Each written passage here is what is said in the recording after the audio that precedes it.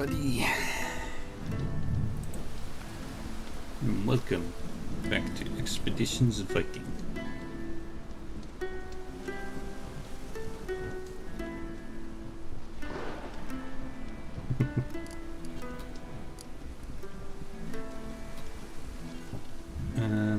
Today we're just going to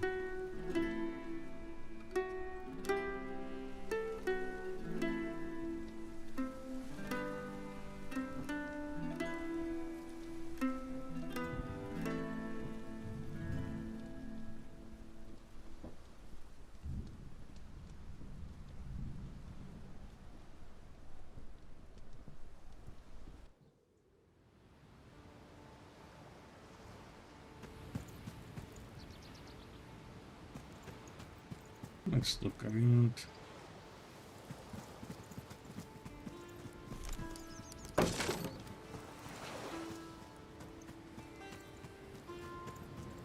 What do we got? Oh, actually,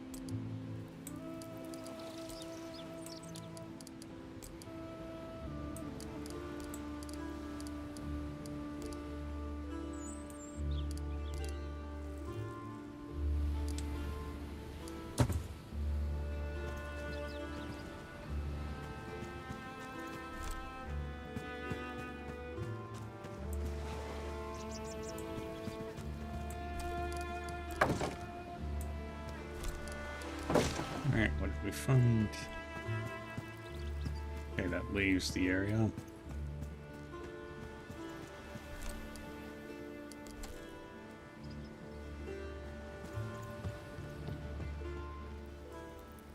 Now let's do the other side of the beach.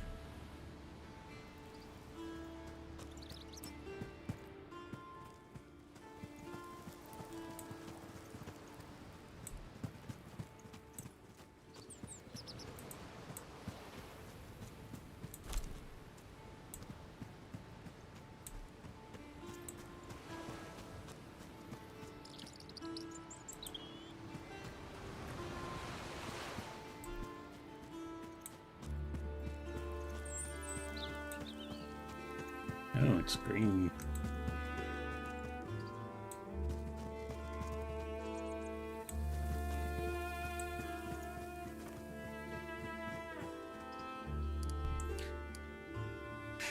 The group who intercepts you above the cliffs display every indication of the classic angry mob, down to the prevalence of pitchforks. A middle-aged man at the front, hastily dressed in a cheap hide jerkin and wielding an actual spear, hails you in a language that tickles something at the back of your mind, but doesn't quite translate into meaning. Hold up their hands in peaceful greeting. The man in front, whom you have already mentally labeled the emissary, mirrors your gesture as best he can without dropping the spear. He speaks a few more sentences, but they are no more understandable to you than the first. A low groan escapes bearer. We might have expected this. Of course these people don't speak our language. How are we supposed to deal with them?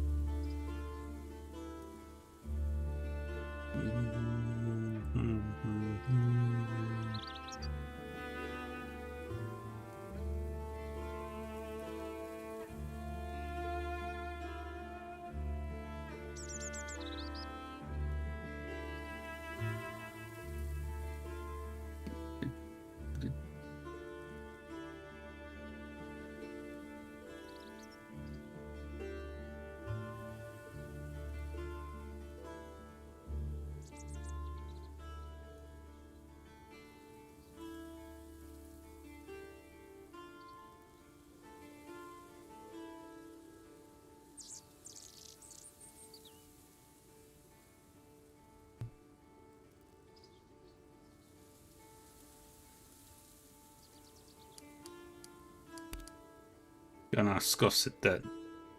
We deal with them by putting them to the sword and taking what we want. These aren't trained warriors. They pose no threat to us. Well, that would be a great start to this whole endeavor, wouldn't it? Our welcoming committee has been listening to your exchange, and now fervent discussion is rippling through their ranks. They quickly seem to reach some sort of conclusion, and the youngest member takes off at full tilt down a path towards the woods. More cryptic declarations are transmitted by the emissary. What was that about? I think they must be fetching someone. A translator of sorts, perhaps? It's clear they want us to wait here. We'll do as they ask. Let's see who they're fetching.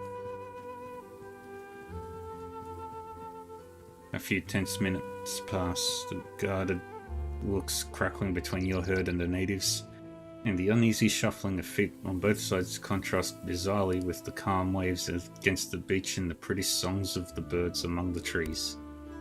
Finally, the errand boy returns at a trot, trailing a tall man in a shaggy robe, whose stride is far more brisk than ought to be possible with sandals in such an advanced state of unravelment as his.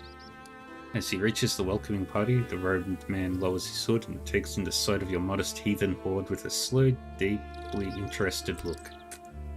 A few words are exchanged between him and the emissary, then the robed man closes the distance between you, bows, and introduces himself in heavily accented Saxon. Dominus Vobiscum, stranger. I am Brother Morkant. I have given my life to studying the ineffable beauty of God's work. Skern, being well situated along the trade routes to Saxony, you've had enough contact with your southern neighbours to learn their language. At any rate, you should speak it about as well as this man. I am Bersa, daughter of Gangrada, and this is my retinue. Morkant runs his eyes down your body once, no trace of lewdness, but rather as though to assure him he did in fact see a bosom on you. You are the leader of these warriors? That's right. Please tell me, Laftia Bersa, whence have you come? What did you call me? Laftia, it is an expression of respect in our language. It means... He struggles for a moment to think of a way to explain it. It means mistress of the house. Tell me, what is that building on the cliffs? Huh? Oh, it's the convent. It's a house of God. There's nothing of interest to you. Don't worry yourselves about it. We have come from Skern, on the coast of Jutland to the east. Morkant's gaze turns inwards as he no doubt pictures the world around him as he knows it.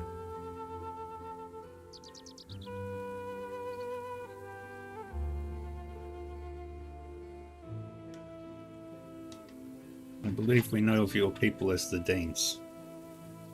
We are Danes or Jutes or simply Norse. But those of us who go abroad are known as Vikings. Morkant smiles. Feels like progress is being made. We are anglers. We are Angles. Angles. And this is the kingdom of Northumbria. I myself am a monk, a servant of the Lord, and a travelling scholar of cultures, languages, and faiths. Some impatient shuffling of booted feet behind him seems to remind Morkant of the reason he was summoned. He rattles off a few quick sentences to reassure the mob before he turns back to you. Never heard of this game? No. This is Expeditions Viking. It is a turn-based role-playing, ultimately strategy game where you are the leader of a small clan of Vikings, and you do the traditional Viking thing. You go to Britain and engage in trade or raid. You can make any sort of character you want. This is my character. Her name is Bersa, and she is pretty much a warrior type.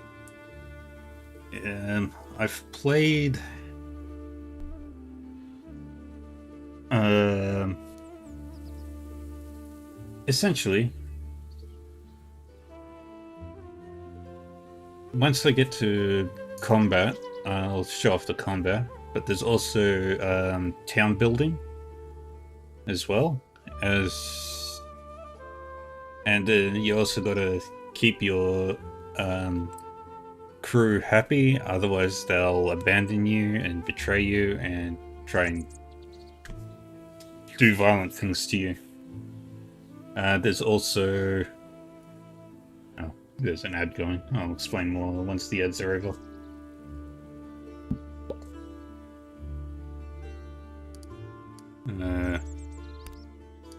Might I inquire the purpose as to the purpose of your journey?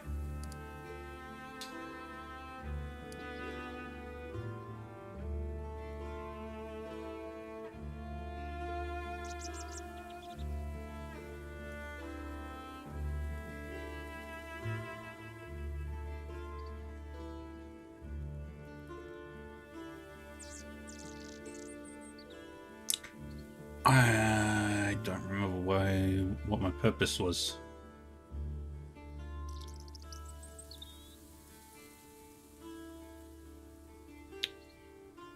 Oh, and I can't save. Dang it.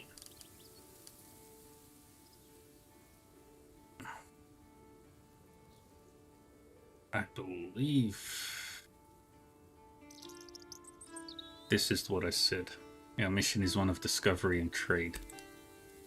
The monk quickly translates your words to the others before responding.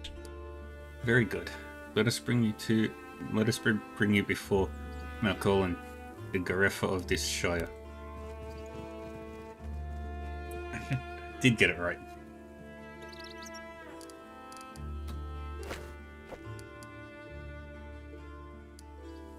But, so you got your inventory to upgrade your characters. Break that down.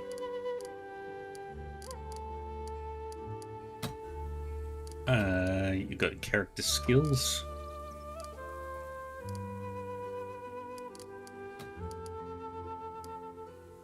And character stats.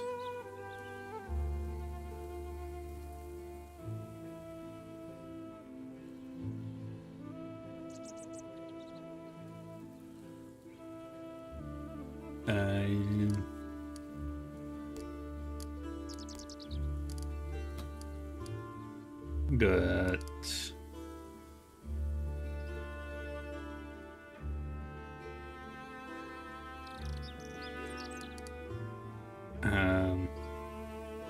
yeah, you got your skills here.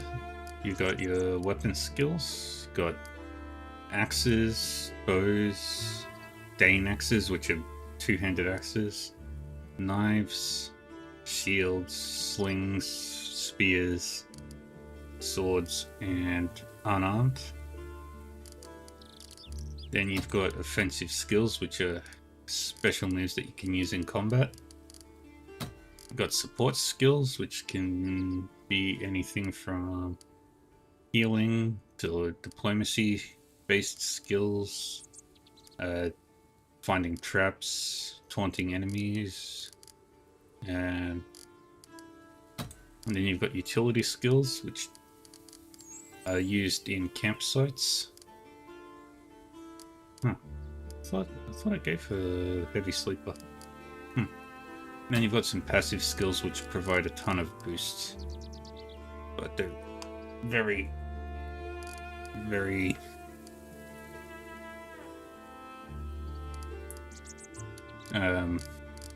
there's a great many skills to choose from. Then you've got the town building element. You can only choose one path for the first 4 structures: the longhouse, the thing, the moor, the blacksmith, and they affect your prosperity and your power. Then you can upgrade your farm, get that stronger, and the palisades, which also increase your power. and some more little things. Right now my town is building roads. And you got your quest log. And codex. So you have a time limit for this game.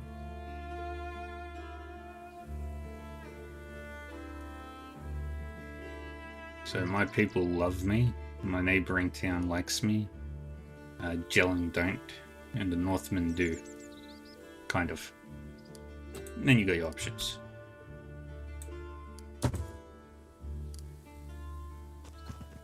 Battles can be complicated.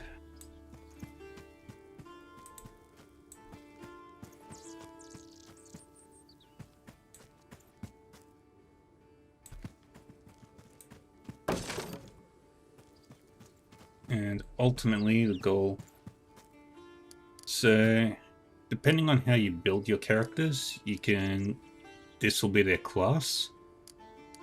So like Bersa is a warrior, while Gunnar is Ulfhedin, which is his own personal class because of his background. Bera is a huntress, while Lefa is a healer, and everybody operates differently depending on how they built. Like Hearthstone is a rogue, so he's really good with like knives and everything. Speaking of, I need to upgrade his skills somewhere. That'll work. I didn't even notice. Alsleif is a combatant. Nefia is a scout. They're very good at what they do.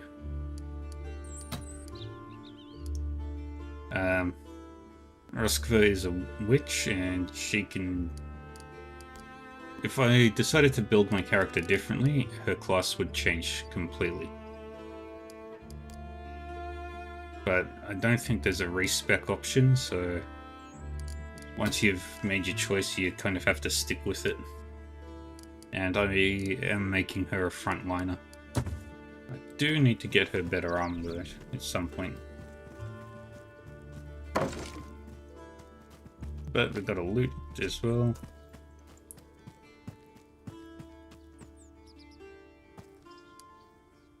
There is no mistaking the head of the village for a citizen of lesser stature. He is one of those elders who has only turned weathered and more formidable with old age. And yet, as you are brought before him, there is an unmistakable fear in his eyes. My name is Malcolin. I am the Garefa of this town.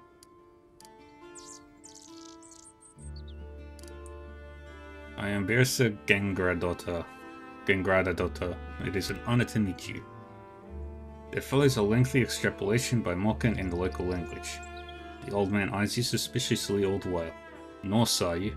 We've had some visitors from your lands before. You are given to understand that visitor is used here as a euphemism for a range of words along the sign lines of barbarian, savage, murderer, raider, plunderer, and so on.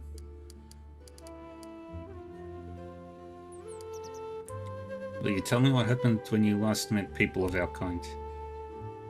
A ship much like yours came to a small island south of here. The port Garefa of that place mistook them for merchants and directed them towards Eoforwick. But before they left, they killed him and his men. We were lucky that they didn't come here. We've feared their return ever since. And now, here you are. What shall we make of this? We are not raiders, we are honourable people, and our errand is peaceful. You are a cat imploring a bird to come down from its tree. This is inferable from the look the Garefa now gives you. I would never question your honour, but you must go elsewhere on your errand. We cannot help you.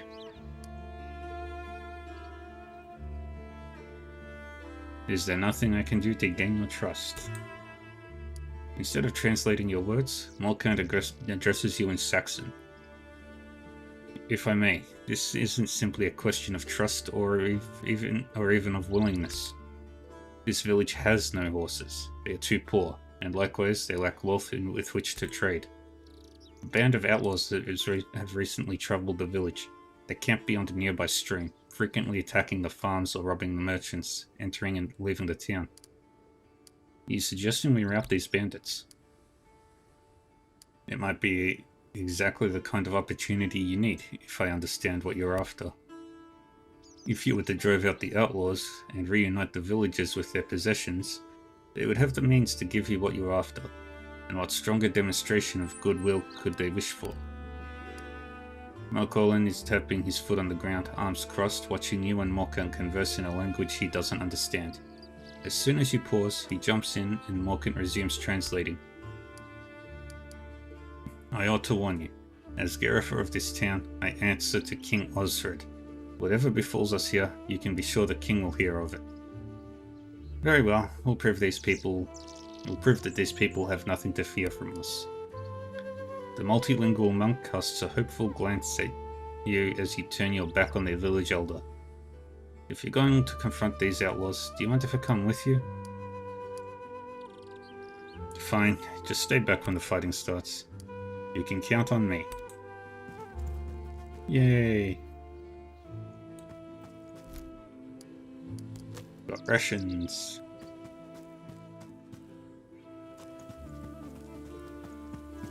Let's keep exploring the town. There's plenty to see and plenty to see.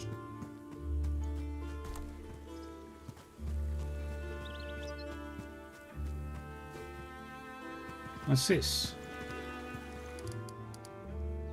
A pile of animal pelts from sheep and a few deer lie conspicuously stacked in a small clearing. A gamey, decayed smell wafts about the area. As you dig through the hides, it becomes clear that they have been there for a while. By the time you reach the bottom of the pile, it has become a fetid mess that brings your bile up. You plunge your hands into the disgusting heap, sinking your arms up to the elbows. You feel your fingers close around the metal. It is lukewarm and slimy to the touch. Amidst the foulness, you spot the glint of gold. It appears that a cache of jewels has been secreted away underneath it. Let's retrieve the jewels. Something is buried in there.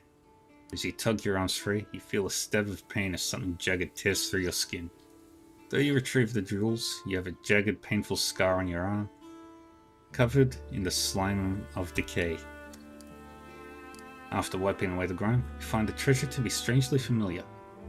A handful of brooches, arm rings, and carved pendants bearing Norse runes and images of Sleipnir, Odin's 8-legged horse. How did they end up here? Bersa. Could this have something to do with your father? Maybe someone in the village knows. We'll have to earn their trust before we start asking around. Gunnar nods. Lead the way. Yay!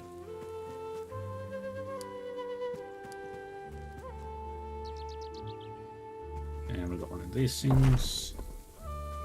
There's plenty of ways to get resources as well. You got herbs for making medicine. All your resources down in the bottom right corner here.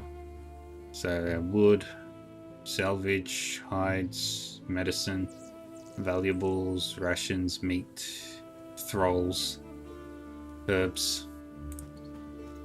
Herbs are used to make medicine. Thralls are used to speed up village construction projects.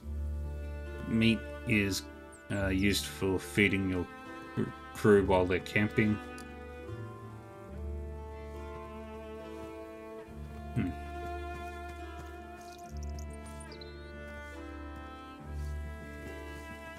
Alright, so I don't think we can go in that building yet. What's this?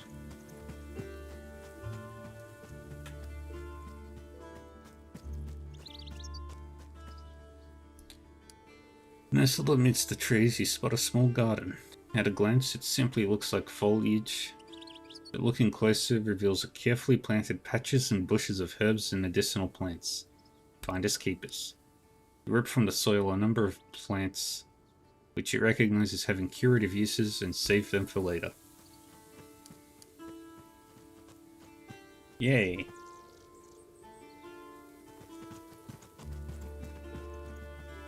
Got a ton more to explore of this village.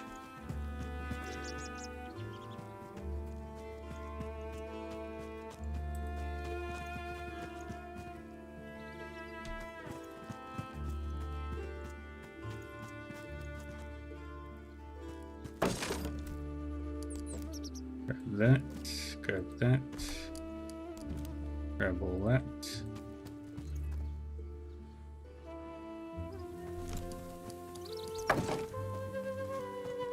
I played through the sequel of this one called Expeditions Rome, which was actually really, really good.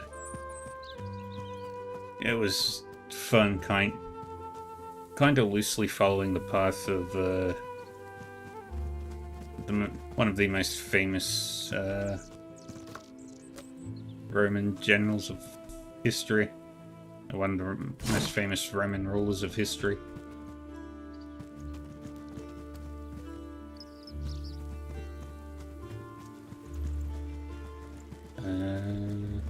What's up here? Nothing. No shinies. Let's go hunting bandits. We can go to combat.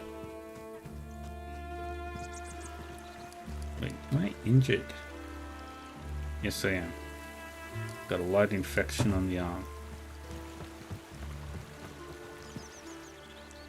6 men and women are strewn about the riverbank, inhabiting a camp of tents that appear to be made out of the sails of a ship.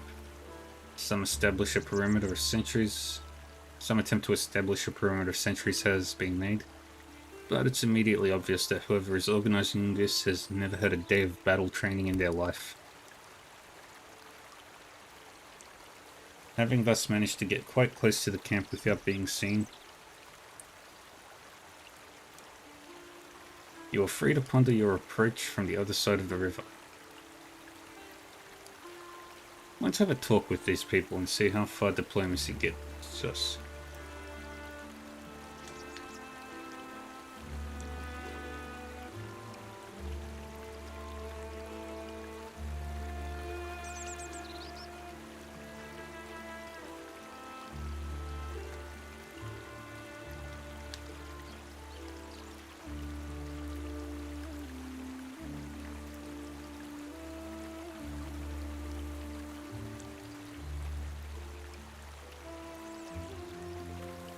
Let's have a talk with these people. Let's say hi to these bandits.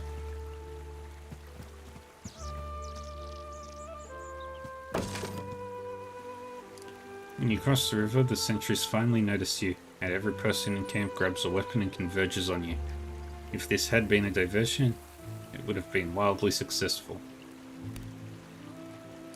Halt, what do you want? You'd better turn around and leave if you know what's good for you. The woman who issued the challenge is somewhere in her 40s. Her clothing speaks of destitution, but she has the confidence of someone who has travelled far and experienced much. She looks like she hasn't slept in a week. I'm told you've been robbing from the village and from those who enter or leave it. She flinches visibly when you speak the word rob. We're just doing what we can to survive. Those damn cretins in the village made it clear they'd see us dead before lifting a finger to help us. Tell me what happened. We sailed past here on a foggy day heading north towards Erfolvik with goods from Mercia. There's a beacon on a cliff that's meant to be lit in the fog so ships can avoid the rocks. Tears of anger glisten in her eyes. It wasn't lit on this day.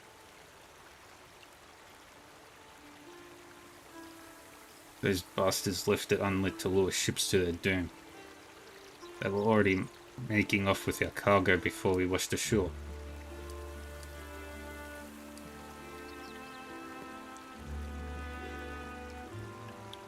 Wait, so did they steal from you or did you steal from them?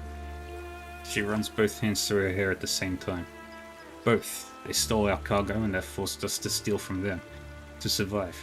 We're stuck here. No ship, no horses, no cargo to buy our way home. Tell me, what choice do we have? That building on the cliff looks quite wealthy. Have you sought help there? The monastery? That's the first place we went. They wouldn't even open the gate for us. We pleaded with them through the wall, but they wouldn't budge. I'll ask Malcolm about this. If your account is true, that changes things.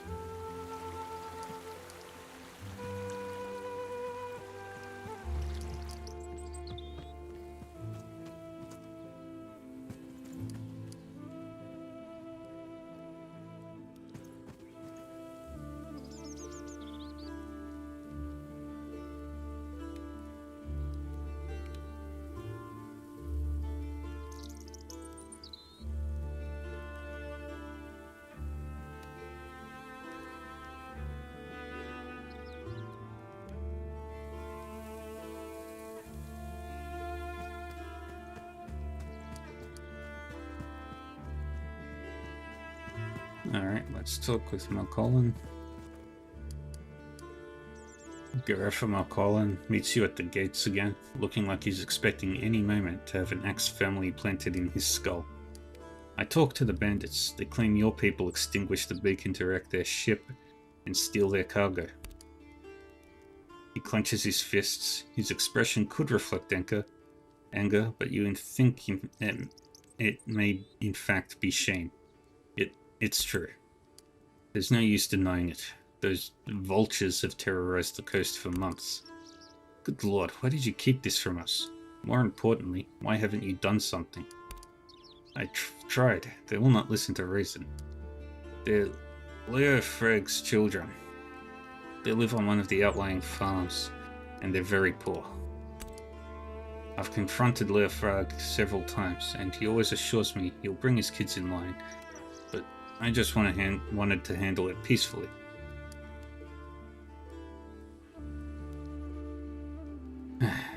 Maybe we'll deal with that later. For now, I need to decide what to do about the bandits. Listen. No matter what was done to them in the past, it doesn't justify their campaign of robbery and extortion. You have to deal with them.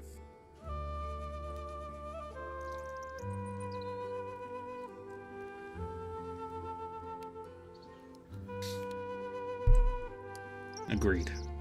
I will drive Quen and her bandits away. Thank you. If you bring back what they stole, we'll get you the horses and supplies that you need.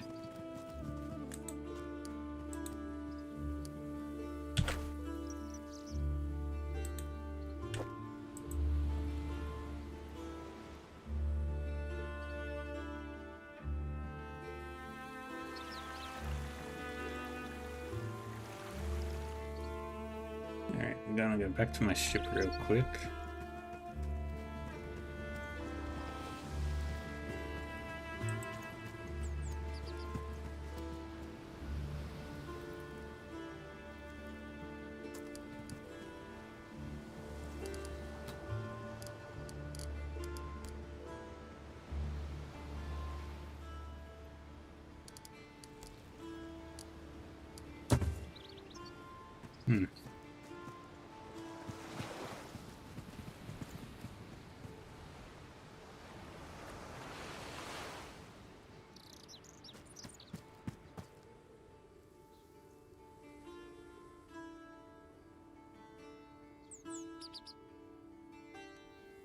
Oh, didn't explore this side.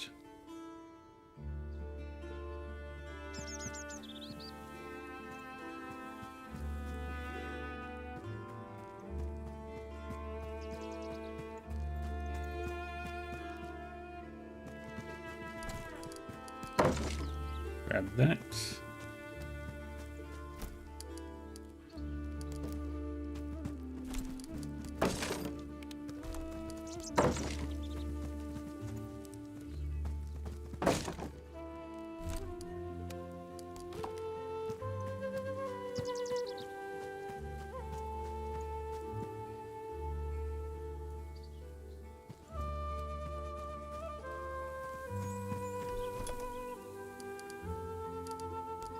More stuff. More stuff. It's a rock. This stone looks like it stood here forever. Its base is covered in lichen, its top in bird droppings. Strange marks are chiseled across its surface. Some look like the shapes of animals and plants, but most are completely incomprehensible. Malkent steps up to the stone and traces some of the markings with reverence. I've seen stones like this before. My teacher once claimed they were erected by the Druids centuries ago. Fascinating mystery, is it not? Who knows what ancient secrets these stones hold?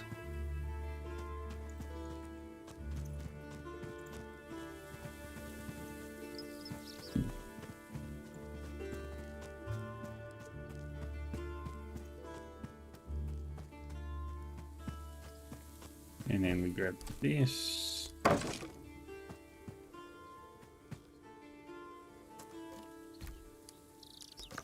That's a lot of bladders.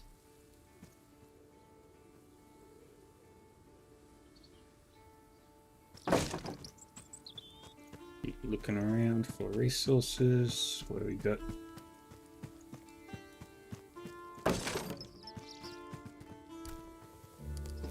String. Cloth.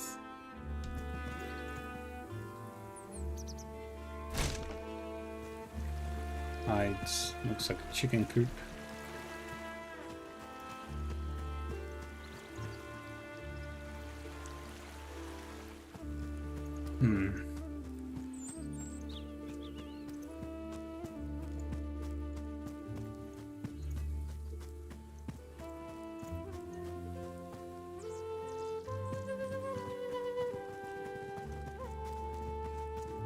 So what to do about them?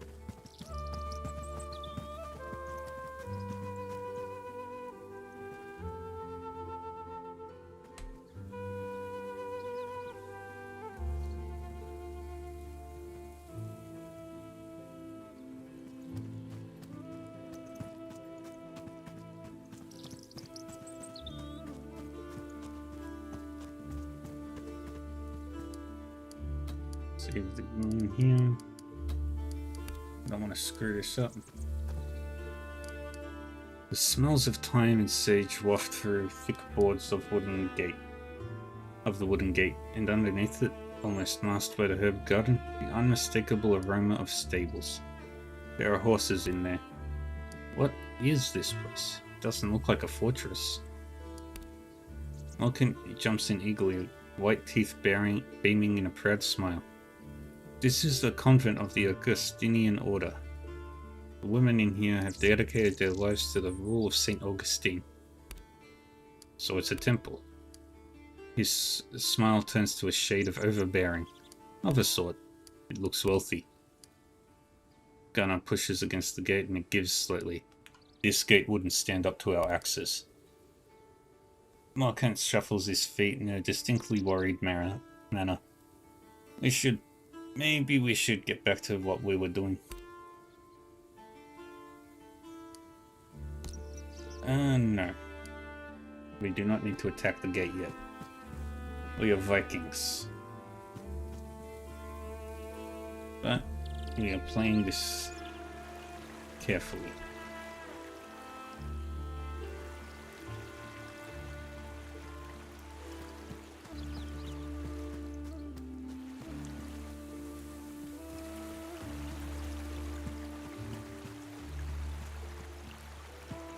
Alright, how do I want to deal with it?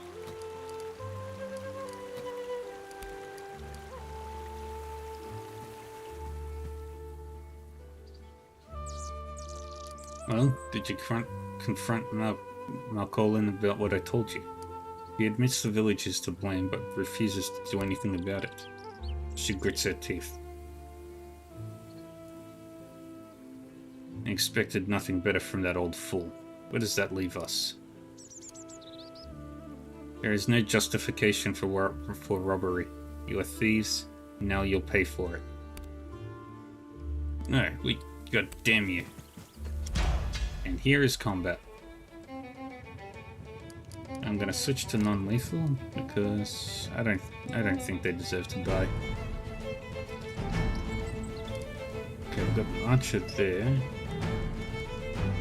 Let's move over here with you.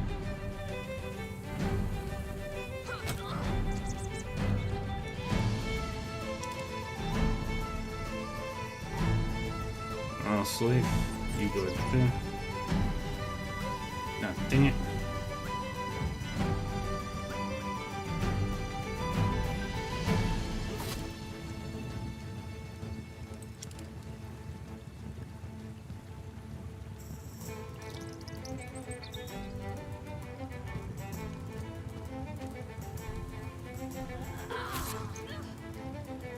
Good.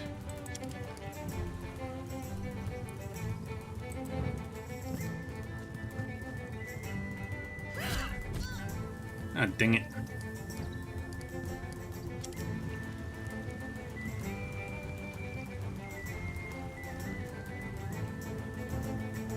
Take you out. And we're doing non-lethal attacks. Your friend's much better at strategy RPGs. Ah. Yeah. So the yellow bars are your character's health. The blue bars are their shields if they've got shields. They have limited number of action. They have 2 action points essentially. One is move, one is attack. But if they don't attack, they can continue their movement.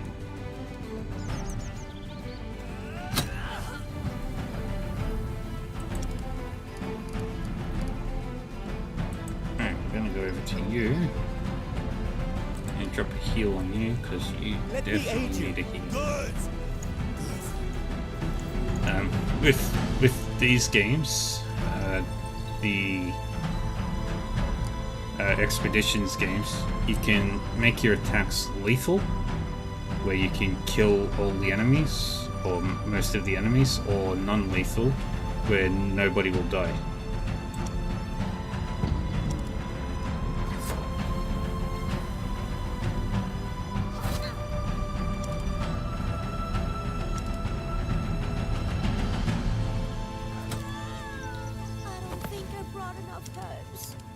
And Moskva is down.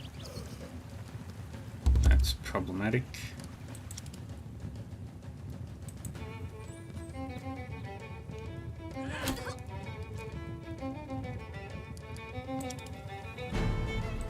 Now we go deal with this guy.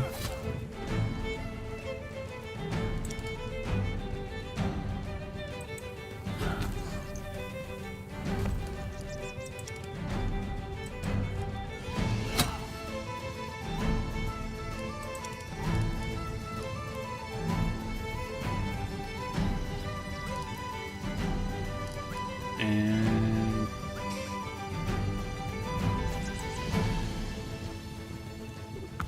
uses a sling. Good job.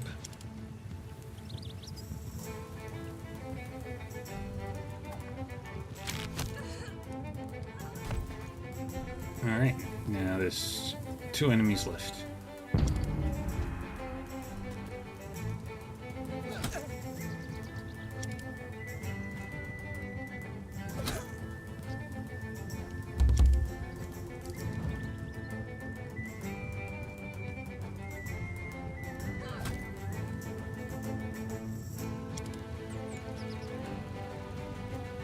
Yeah, we're not trying to kill these people.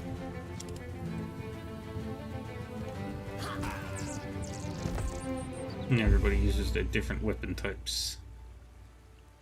And then you get a list of all the injuries that occurred. Right, Roskford wasn't down long enough to start taking injuries, so that's good. And now we can loot all these people. Ah, sweet. I needed that medicine.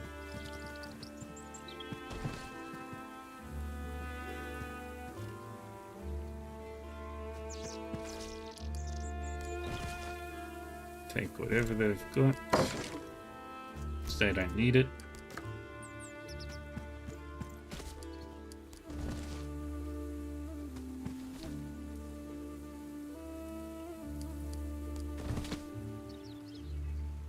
And if I decided to loot the monastery, I'd get a lot of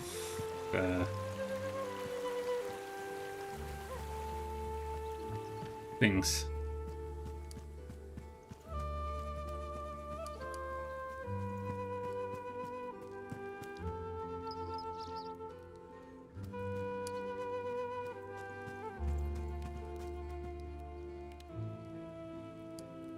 The bandits will trouble you no longer.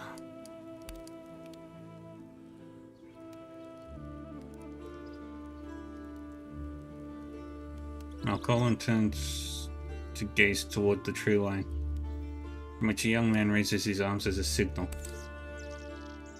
The Garefa breathes out several months of fear and anger. So it's true, the bandits are gone. See, Colin? I told you these strangers seem different than their kin. Colin nods heavily. Forgive us for our prejudices, Lafdia Bursa. You have proven yourself to be a friend to this town.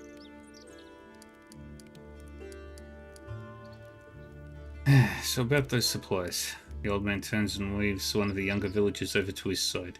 He mumbles something in the girl's ear and she takes off running down the road. She will fetch fresh, healthy horses from one of the nearby farms. They'll be waiting for you at the edge of town when you leave. Morpence is all smiles while translating this. He even throws in a little context of his own. I hope you understand that this is an extravagant gift for these villagers. To give away so many healthy horses, this gift is fit for a king. Thank you. I'm glad we got this all sorted out. Ursa, you've proven yourself to be both capable and honorable. I was thinking. Morkant smiles sheepishly. My travels and studies have me bound for Eoforwick and for Perth. Should you find yourself heading in either of those directions, I would gladly take companions on the road. Where are these places you mentioned? Perth lays far to the north, in the wild Pictish lands. Some of the Picts still cling to their old faith, and I hope to meet with them and chronicle their stories. Eoforwick is the seat of King Osred, Blaford and protector of Northumbria. I must seek the counsel of the wise bishop there. I'll be happy to travel with you. He beams. Splendid. I'm certain we have much to learn from each other. 2 hours of preparations later.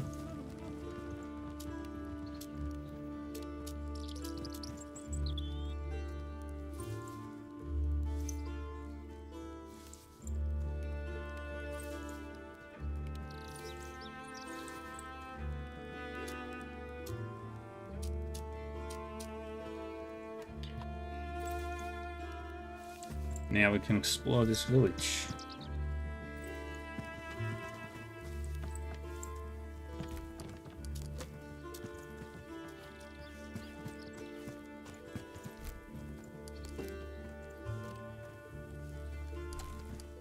And take whatever we can. Give nothing back.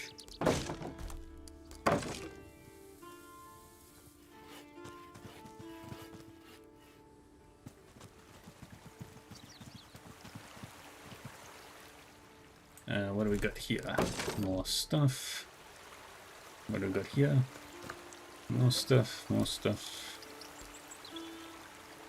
More herbs.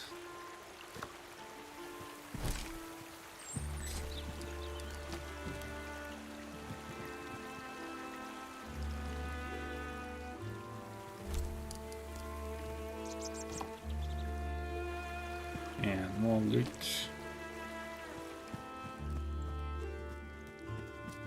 I've seen this symbol before.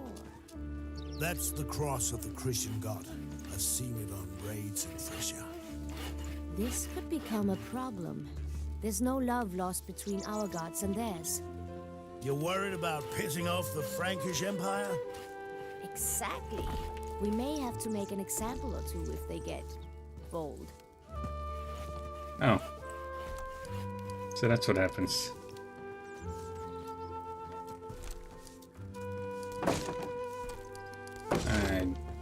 I accidentally clicked on a thing I didn't mean to click on. Oh well.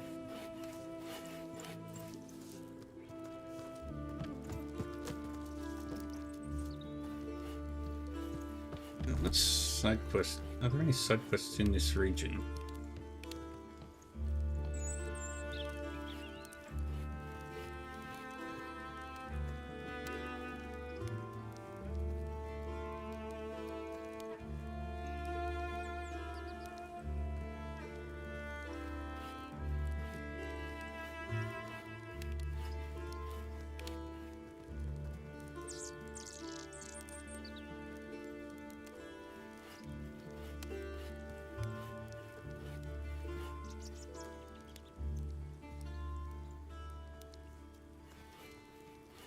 I believe there are.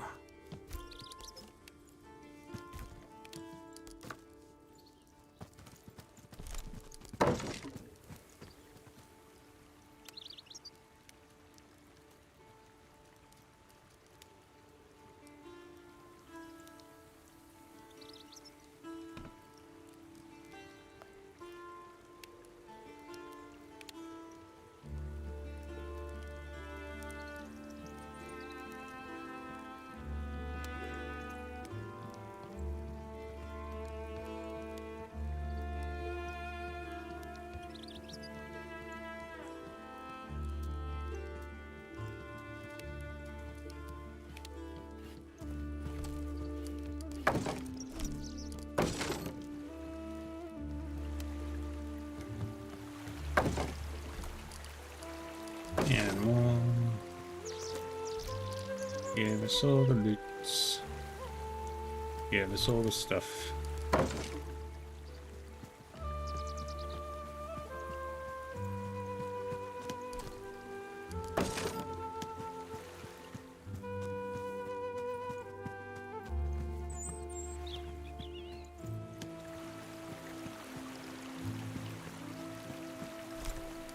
Water skin. The smell of iron, undercut with a sweet stench of rice, carried on the wind. Sprawled across the boulder before you was the corpse of a man with an axe embedded deep into his back. He kneeled down to have a closer look. The axe blade has dug deep into his back, but the angle is awkward. He wasn't struck up close. This axe was thrown. The eyes are drawn to the palisade guarding the nearby village. Morkant steps up near where you're sitting, his brow furrowed. Wouldn't want to end up like him. How did that happen? They should find out. Locals might know something. Their ears are wide and it didn't happen far from their walls. With a sigh you stand.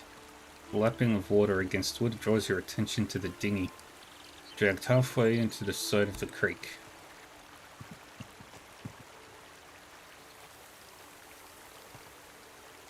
A small wooden boat has been dragged partially out of the water. Judging by the state of it, it's been there for a few days. My first CRPG would have been...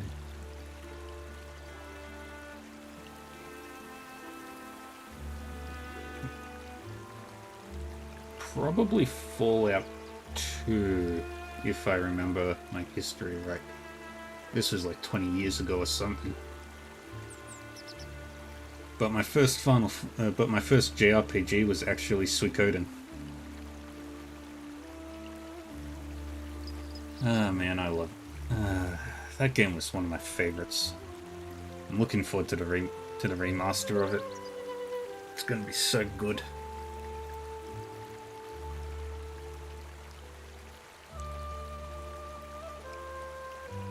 Actually, no, my first CRPG... No, that sounds about right. Yeah, Fallout 2, I think, was one of my first.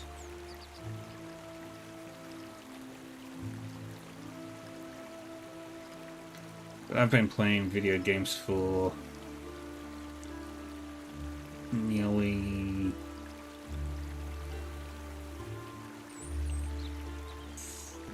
30... Fuck, how old am I?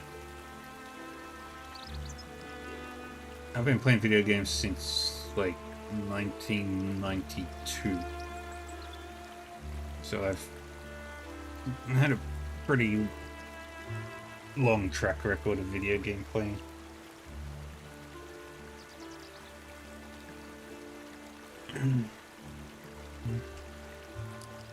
Search the dinghy. Gunnar leans in, his face agleam with hunger for spoils. Anything worth taking, Bersa. The boat has not been covered. Tucked beneath the wooden seat, you find a linen sack full of hides and sundry valuables. Retrieve the sack. Deciding to keep the contents for yourself, you pull everything out of the sack and distribute amongst your herdmen.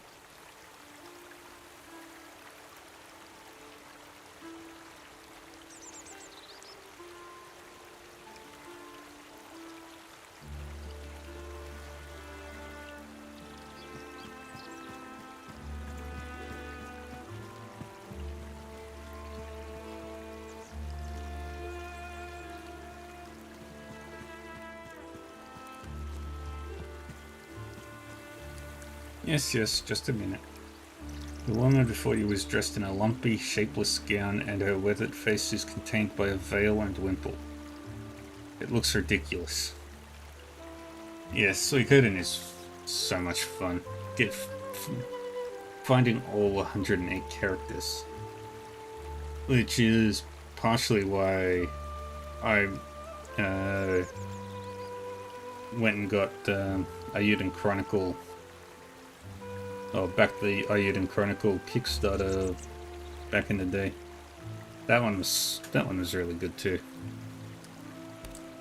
She finishes tying up the chaff bundle she's been bent over and straightens up with a momentarily pained expression. I found a dead man behind your house.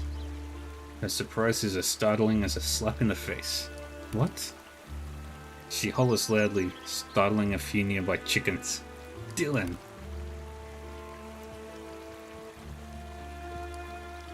A coltish, awkward boy lopes to his mother's side, his eyes cast down and his shoulders hung guiltily. She fixes him with a gaze so stern and matronly, even you feel a bit sheepish on his behalf. What do you know about this? He mumbles dejectedly. I was just practicing my throw.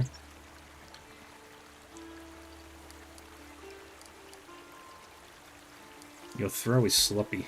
I stumbled. It went over the wall and then I went to go get it before Father came home.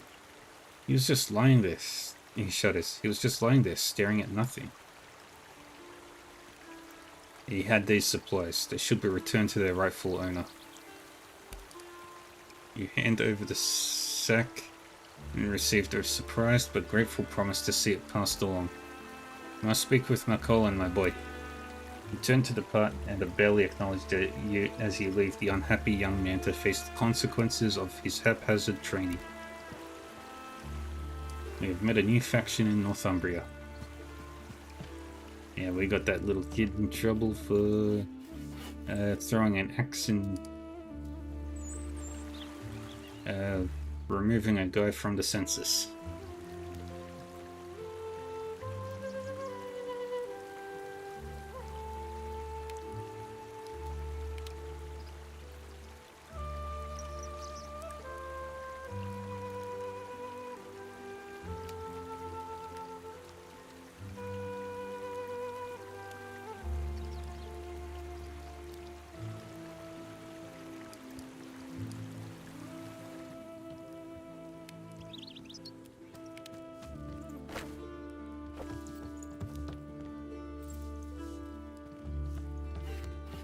Alright, now where do we go?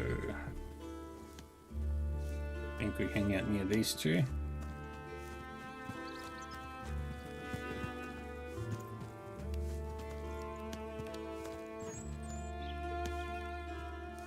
We overhear this conversation and we will get a new side quest.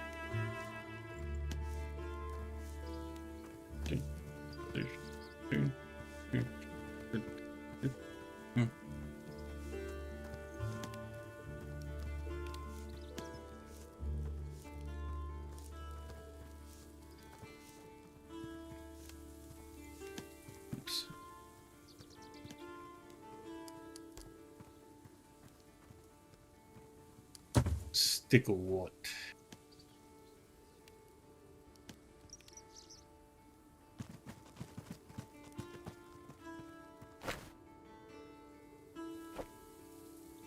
Back over here.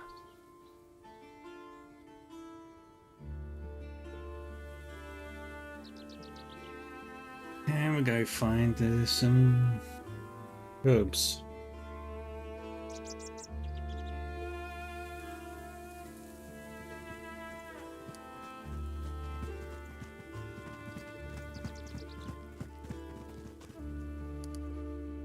The herb garden looks worse for wear after you raided it. It remains patchy and messed. Without tending, they will likely wither. We're looking for sticklewort. You have no idea what you're looking for and quickly deduce it'll come down to guesswork.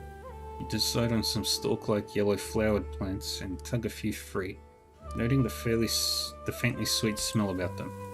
That's it. That's what we're looking for. Well done, Bersa. And now we head back to the woman, who is right there. The hard part is waiting.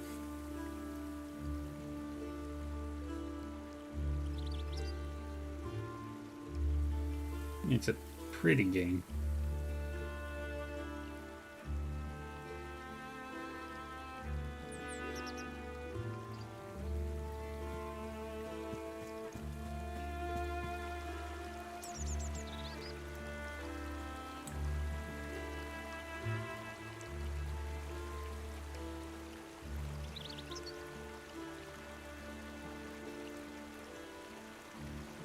You can put that axe away, love. An old woman is no threat to your kind. But you're here for something else, aren't you? Well, what is it then? I heard you needed some sticklewort. She fixes you with a piercing look. Eavesdropping on conversations that aren't for you, are you? You are right, though.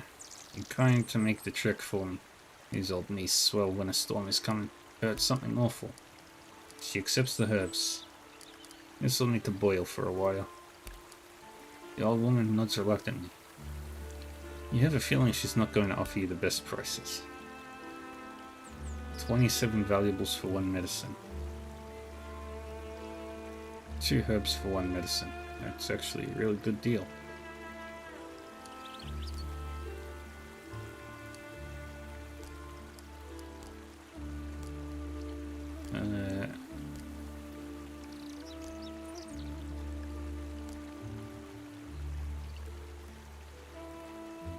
Okay, that's actually the best deal right there.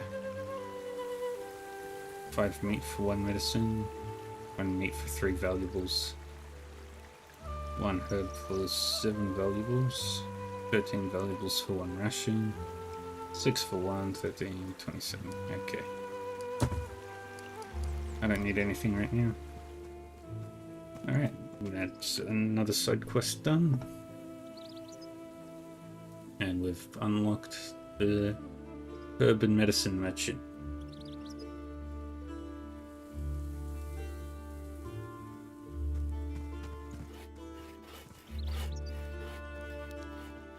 Need to find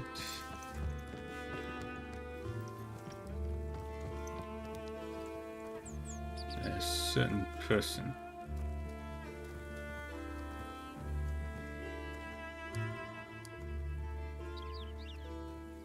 Just need to find out where you're hiding.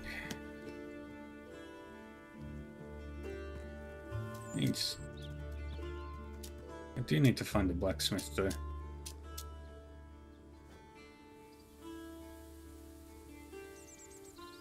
So just gotta look for the most blacksmith looking place here.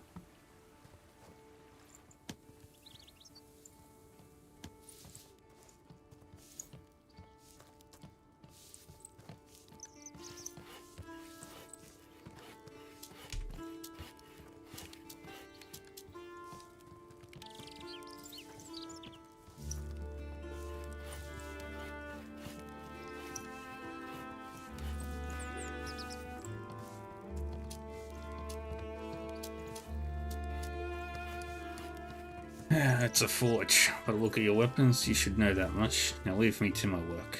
Looks a bit dim. Fire is burning low as your forge is burning low as well. You can spare some fuel for it. His thick eyebrows flee toward his receding hairline as you bring forth the stacks of wood. That's very kind of you. You talk a good bit of banter too. Listen, I'm only stocked to mend wheels and shoe horses, but I know my way around a sword and an axe. Bring me some scrap and salvage to work with, and I'll make what I can for you, for the right price. Got your materials right here, Smith. Oh, this will do nicely. You've done right by me, friend. I've finished for the day, but the forge is still hot and my arm is still strong. Want me to patch up your weapons or make something new? Let's see, what can you make? Preposterous prices.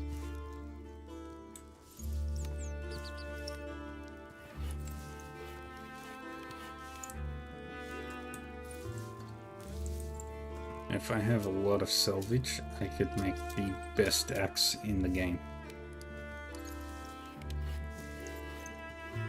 1, 2, 3, 4, 5, 6, 7, 8, 9, 10. 1, 2, 6, 7, 8, 9, 10, 11, 12, 13, 14, 15.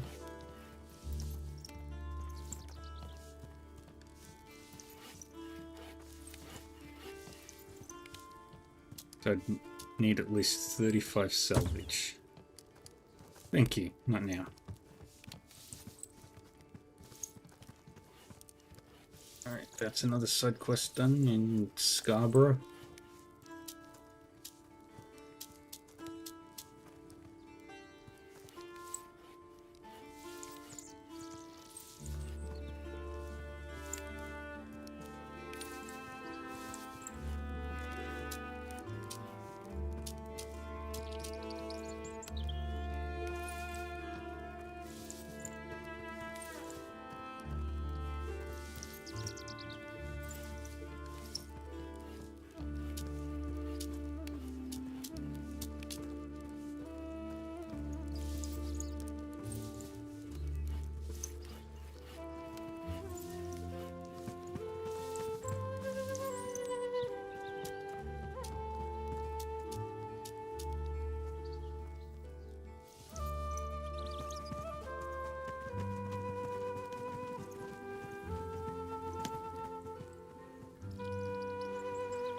Alright, just gotta keep an eye out for anybody.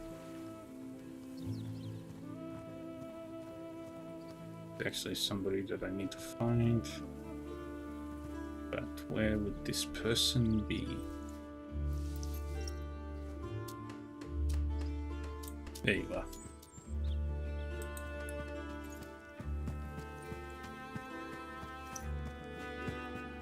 You there, wait. The man who shouted to you is stout, with the wide hands and barrel chest of a fisherman. His face is red with exertion and his mouth clenched with anger. Yes, what is it? Your even tone sets him back for a moment and the colour recedes a bit from his neck.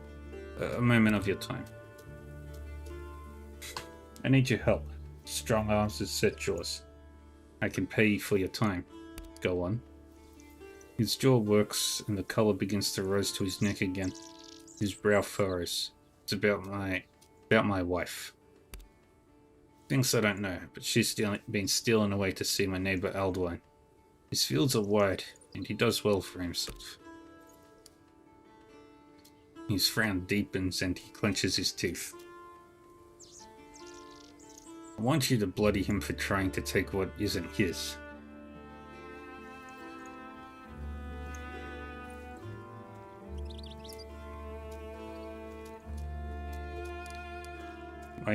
Why not do it yourself? Can't you defend your own woman?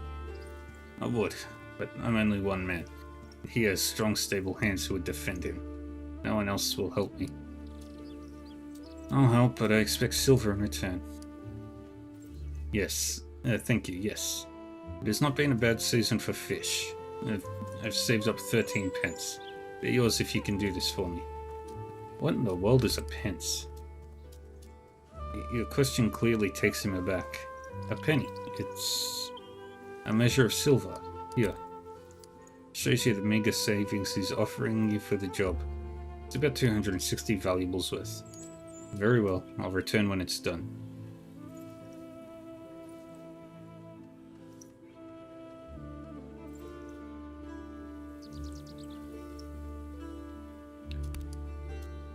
Aldwine lives there down the lane. I beg, put the fear of God in him.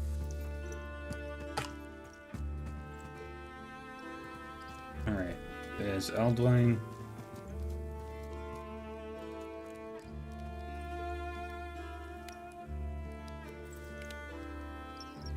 Aldwine's eyes betray a hint of worry as he takes in the sight of you. What brings you to my home, Norse woman? I speak on behalf of your neighbor. Oscar. He should just stay at sea. Better for everyone that way. She came to me. She's a beautiful woman, and unlike him, I know what she's worth.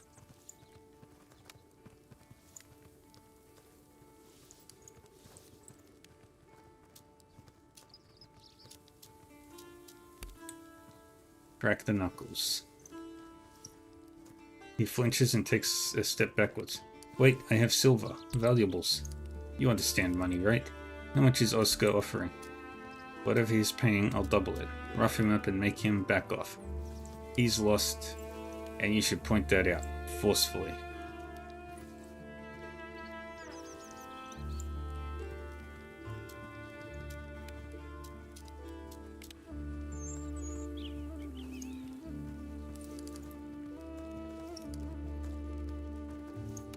I've struck a deal and I intend to honor it.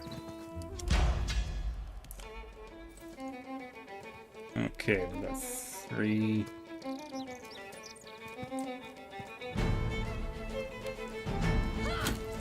Yeah, we're not here to kill.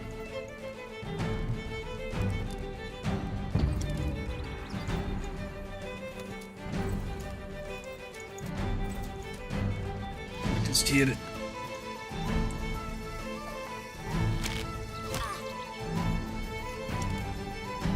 Deal's a deal. I have no moral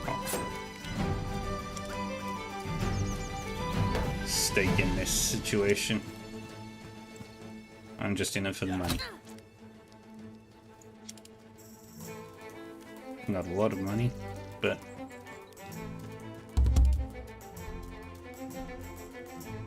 I'm an idiot. I wasted an entire turn.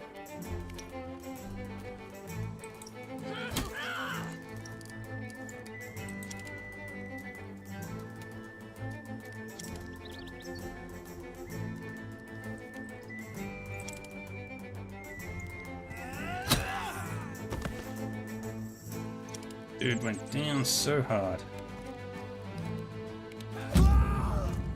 You're a worthy opponent!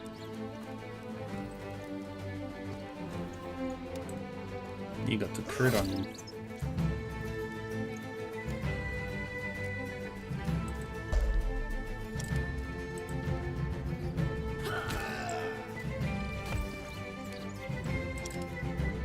Alright, go over there. Heal you up. I'll help. I'm in your tent.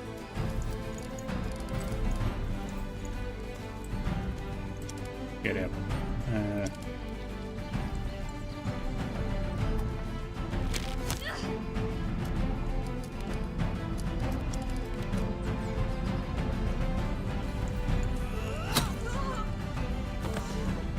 There goes that one.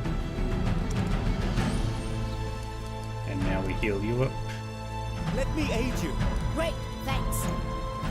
And that's all we can do.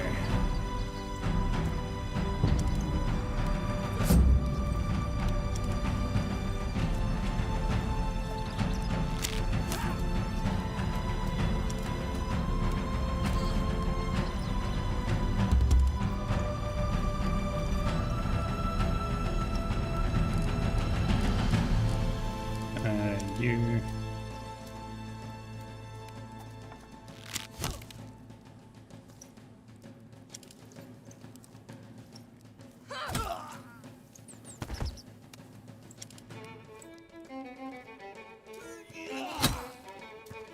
Good.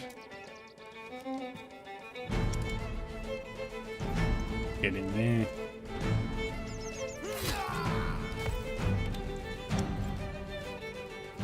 Change the facing, so you're facing the shield guy. You go there.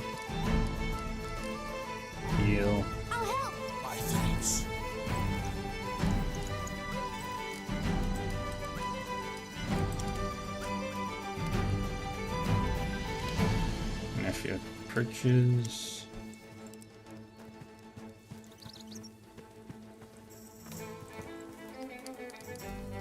And a 10.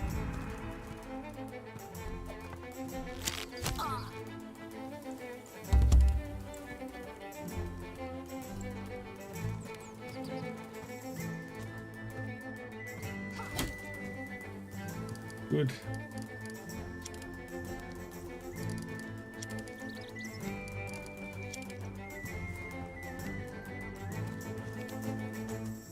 And down you go, buddy.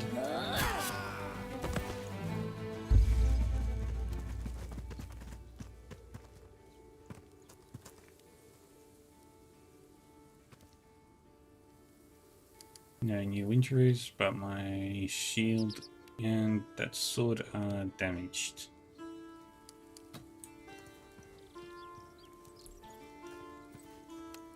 And give us your stuff.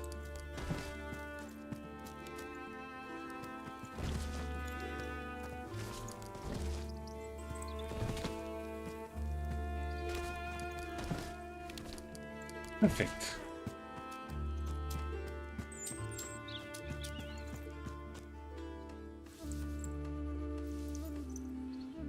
Is it done?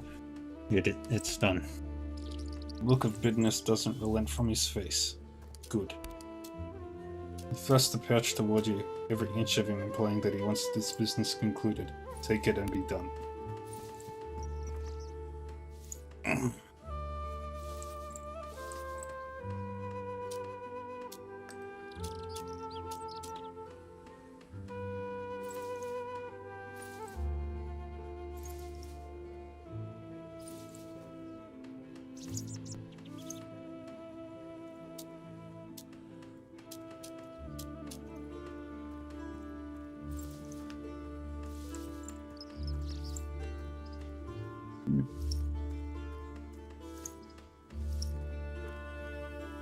Now we talk to Esilt.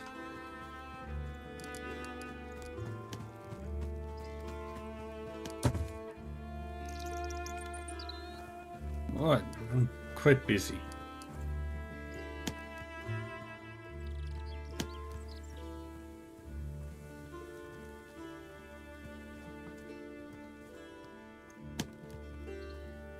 I found this pile of hides.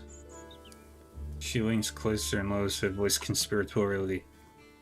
But where returns to misery will come. But where?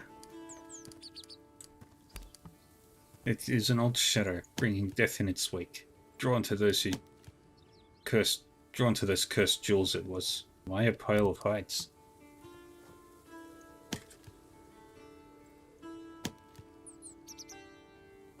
The hunters don't understand.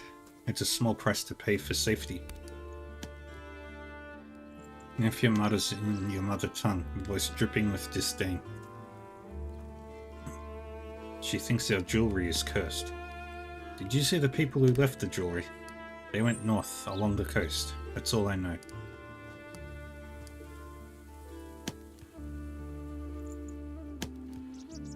Be calm. The curse was one of Norse magic, and as Norsemen we have broken it. The jewelry must be returned to her homeland. She seems for a moment at a loss for words. Truly, it is ended then. I will not forget your kindness. The hunters did not notice my mother's thefts, but I'm not as quick as she was.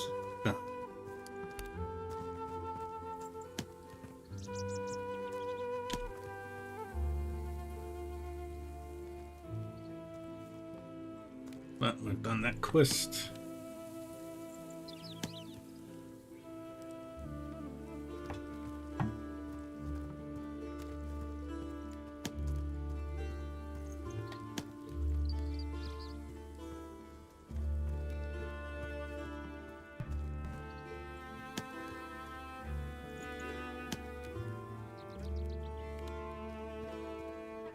Right now, let's find the mayor. Talk to him again. He'd probably be inside this building.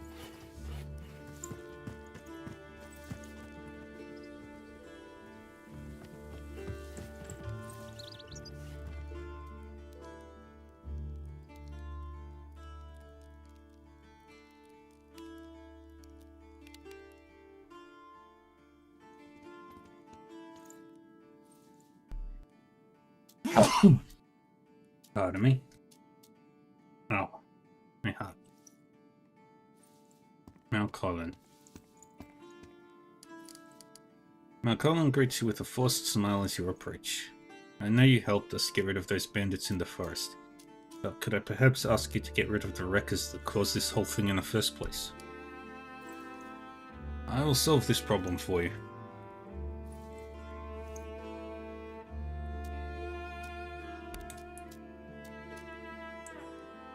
His smile changes into something a bit more genuine. Good, and thank you. This will help prevent any further needless problems in the future.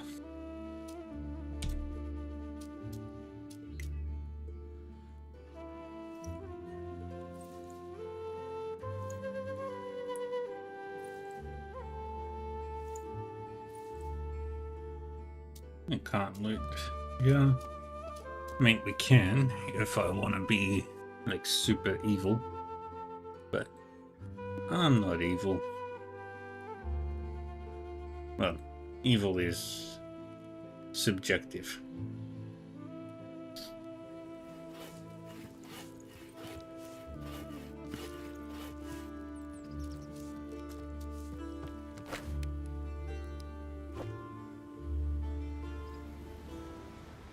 We go back down to the beach. Oh, my boat is ready.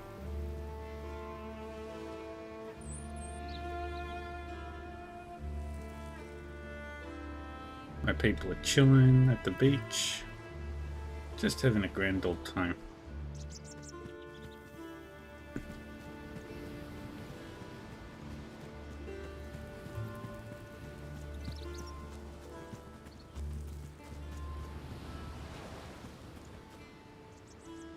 The dirty-haired man greets you with a rotten grin. That's close enough. We're not looking for no trouble. But stay away from the pickings on the beach. They're for us and us alone. Why'd you run off when we landed on the beach? He flashes his rotten choppers in a sheepish grin. You saw that, huh? Well, can't blame a fella for being cautious. Once we saw what you did for the village, we figured it'd be safe to return.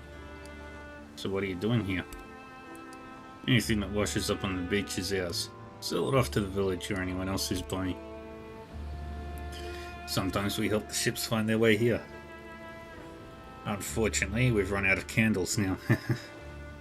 I need you to clear out of here. And just why would we do that? This is our beach, not yours.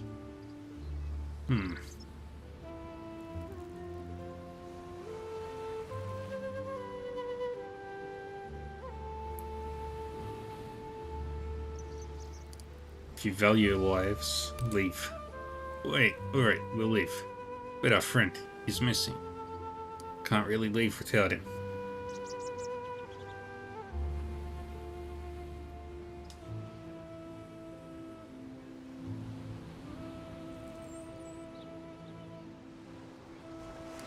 If I find him, you leave. Yes, you have a word. Last we saw of him, he went to the village to trade the stuff we'd found. Where are you? Here you are.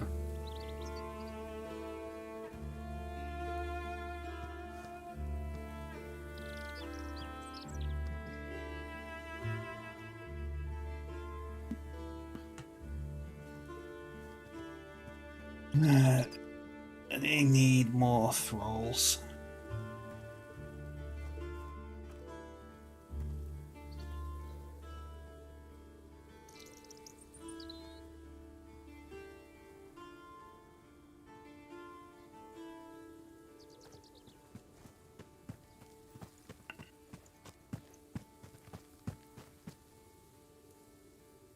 The man sitting propped against the tree is deathly still. His eyes, open and blood red, stare accusingly past you.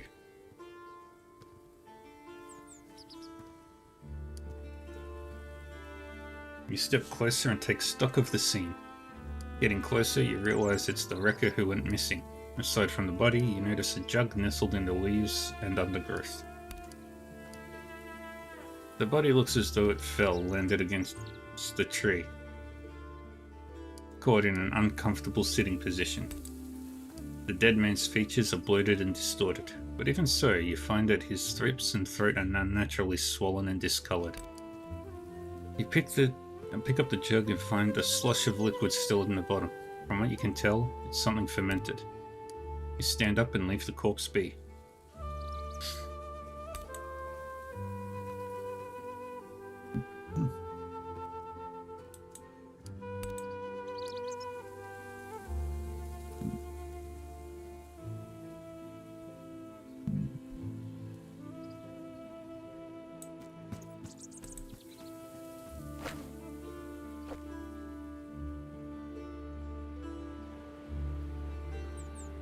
Let's go talk to this guy.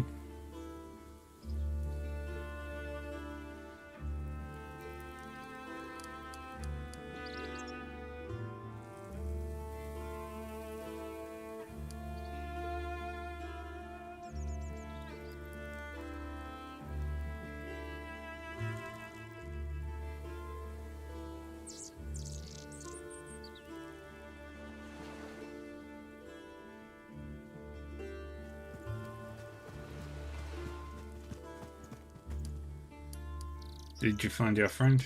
I did. He's dead. Damn it, never was a smart one, him. Still thought he could make a simple trip without getting himself dead. Found this jug next to him. Something we found on the beach. Didn't know what it was exactly, so we brought it to trade. He was fond of the drink, so I guess it's no surprise he thought it'd be some kind of ale. Kept your word though, we'll keep ours. Let's go, boys. Wreckers pack their belongings in a hurry and clear out.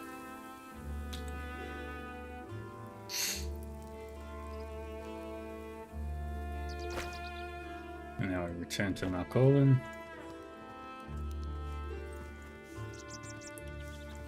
It's a long run back.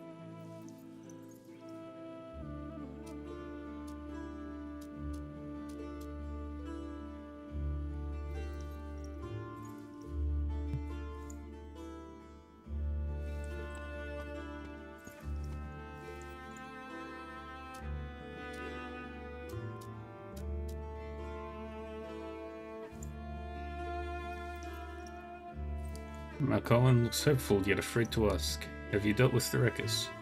Yes, they're gone. Excellent. With them gone, hopefully we won't get any more bandits raiding our village.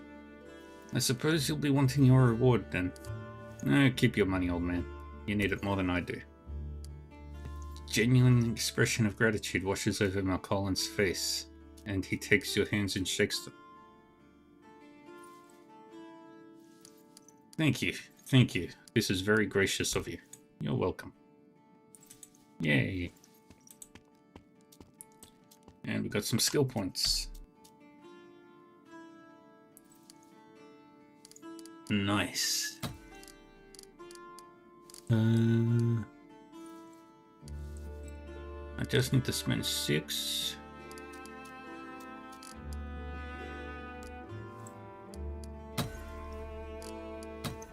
Yay, now I can upgrade that. Upgrade my sword and my axe and shield skill.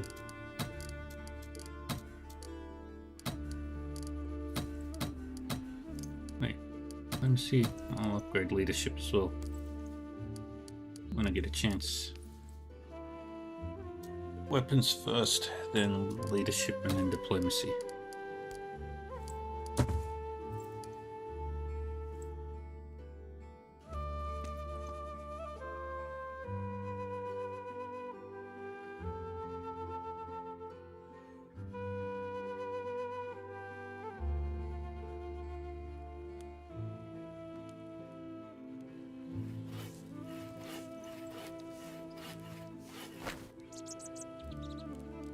Okay, now we can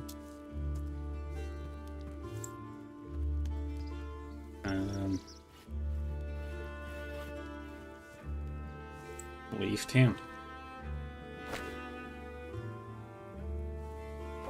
That's the way out of town.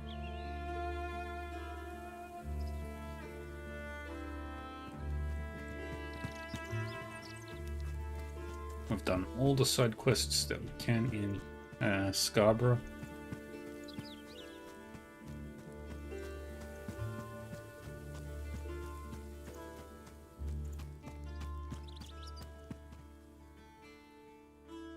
And now we're on the world map.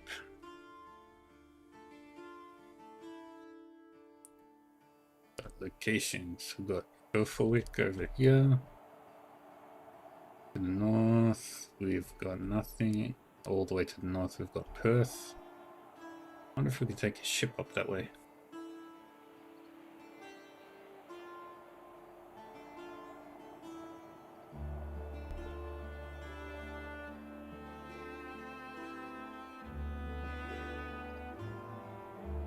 And I'm assuming that's the Highlands of Scotland.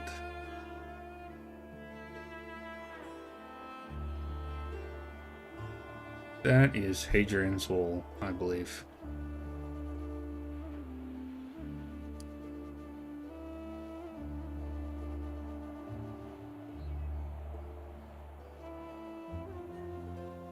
What quests are we doing?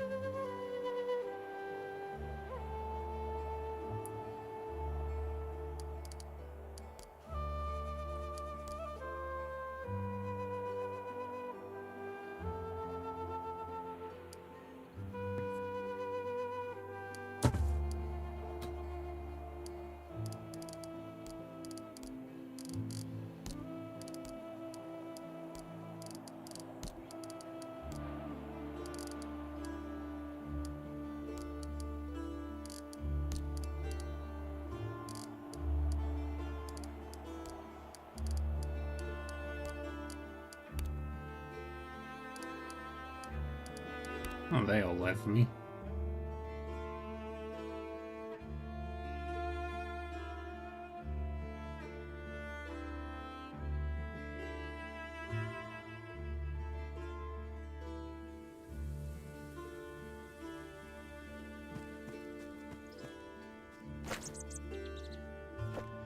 Gonna board our ship.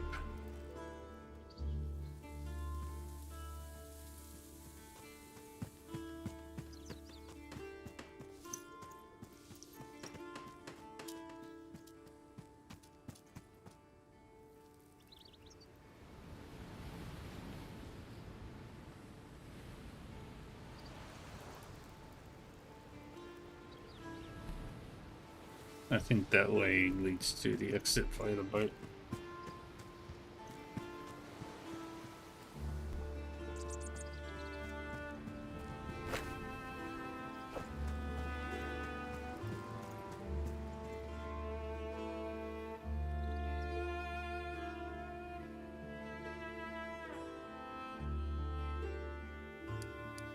Nope, I was wrong.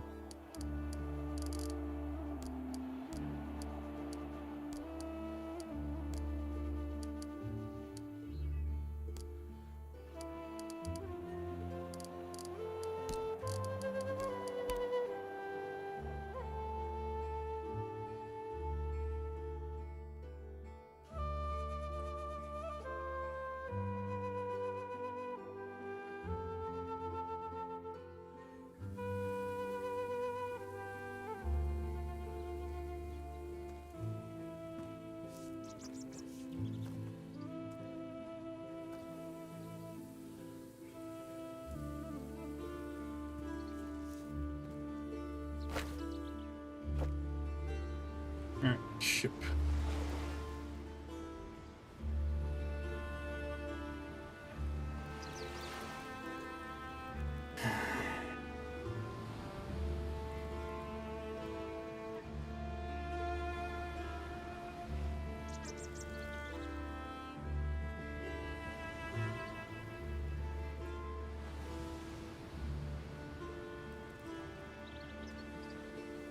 Actually, before I do that, I'm going to Williswind. I'm gonna go talk to the witch.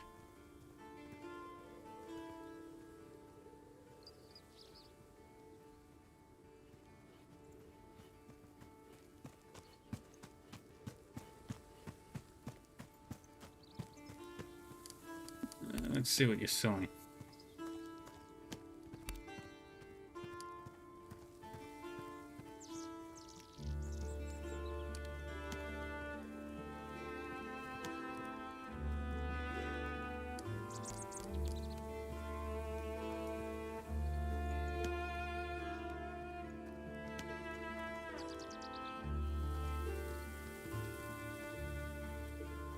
We want 120 rations.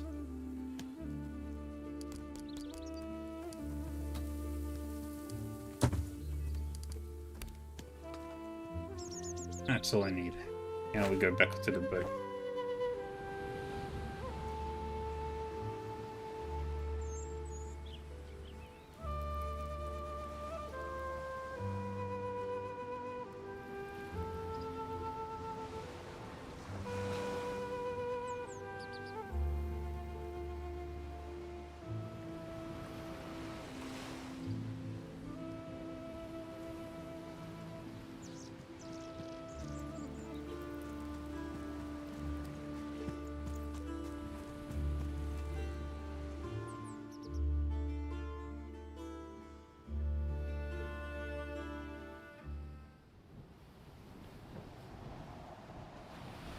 There's Orkney.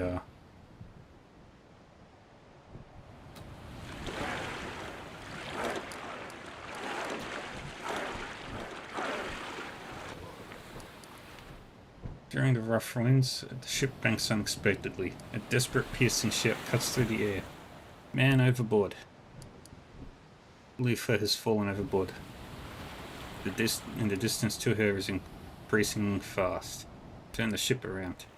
You hurry to hoist the sails and pull out the oars. The Reaver is not the fastest ship. It strains through the sharp turn. Takes a while to reach Leafer, but you finally manage to pull her back on board. Adis quickly throws a blanket over Leafer.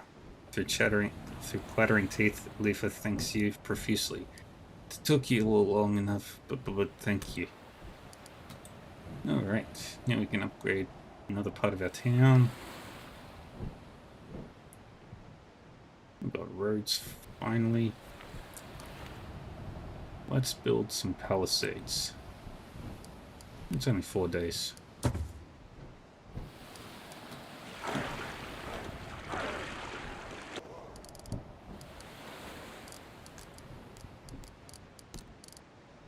You don't have to do anything.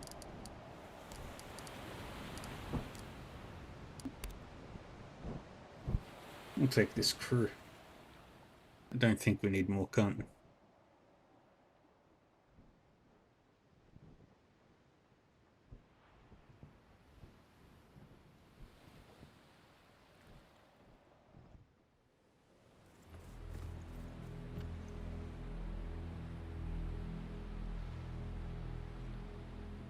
As soon as your feet find purchase, half a dozen haggard-looking warriors come running down the cliff.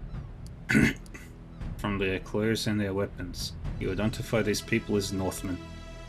The man in the front is short and wiry, but with strong forearms. You estimate him to be somewhere in his early 30s. He walks with his shoulders drawn up like he spent his entire life in a gale. I am Stein the Clever of Rogaland. I control this island. Who are you? My name is Bersa Gangradota. If you need a place while you prepare for a longer journey, you are welcome to camp here. But tell me, why have you brought your ship to my beach?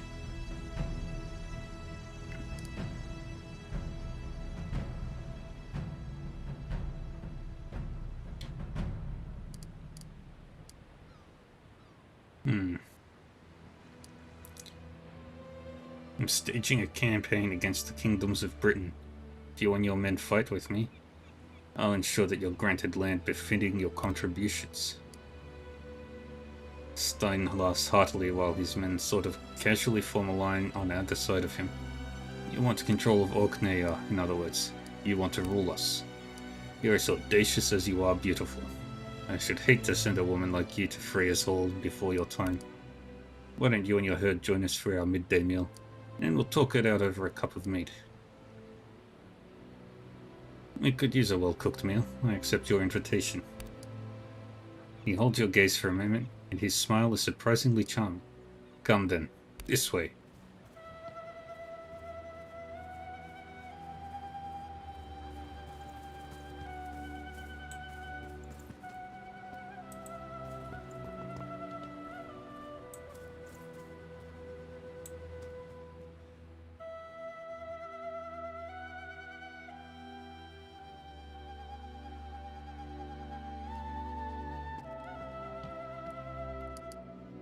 Stein leads you into a low cabin built out of large rocks of granite. A longhouse this is not, but it is fairly cozy. One of his men brings in a soup of fish and root fruits, along with some reasonably fresh bread. Your respective herds eat in the other buildings, so you and Stein have plenty of space. So you're from the south, I take it. Geatland? We're from a place called Skjern in Jutland. What of you? Where is this Rogaland? Stein allows a glimmer of melancholy, presumably caused by homesickness, to show through in his voice. It's a kingdom between Hordaland and Agda, right across the sea from here. It's a beautiful country of billowing mountains cut through by deep blue fjords. In the summer, the sun flows through the mists there like ribbons of gold, and melted ice trickles down the mountains in 100,000 small streams. In the winter, the snow turns those mountains into clouds of shimmering light, and the fjords freeze almost to the bottom. Sounds incredible. You must really love your home. It's a harsh country. Even the plants are rugged, stubborn things. But you don't realize what home means to you until you are away from it. You skate on the fjords in winter? He flashes you a boyish grin that makes him look 10 years younger. We have no choice. Can't get anywhere in winter without a pair of skates, or a set of skis strapped to your feet. Did you say skis? What's that? His eyes grow wide. You don't have skis where you're from? How do you cross the mountains in winter? We have no mountains either. He laughs for a long time. When he stops, he has to wipe tears from his eyes with his sleeve. You should visit Rogaland once. I'll teach you how to ski. Stein has bright blue eyes that seem to keep smiling even when the rest of his face reverts to a more neutral expression. So you're home. Skjern, wasn't it? You're the Thane there? How did that come to pass? My father was Thane before me.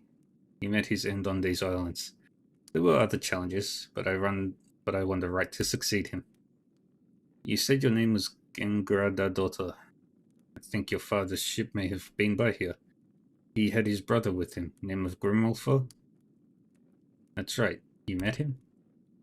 Grimulfer, yes, but not your father. The ship had a skeleton crew, just 5 men led by Grimulfer. They mentioned that the ship belonged to Grangrada, but something had gone wrong and they were headed home. Stein is clearly finding it difficult to tear his eyes away from you. This causes him trouble now as he fishes blindly for the last elusive piece of fish. Grimulfer sold me his axe in return for supplies and lodging. It's a fine weapon. If you see him again, please pass on my regards. I will. He stayed behind in Skjern. It seems he had enough of raiding. Stein snorts, generating a small disturbance on the surface of his soup. Can't say I'm surprised. It seemed they suffered quite the series of disasters, though they refused to talk about it in detail. If you think you might have need of his axe, I'll be happy to sell it back to you. It's a fine weapon, but I fight best with a light weapon in each hand. And that axe is too big to use one-handed. Bye-bye, heretical goat. You are bad.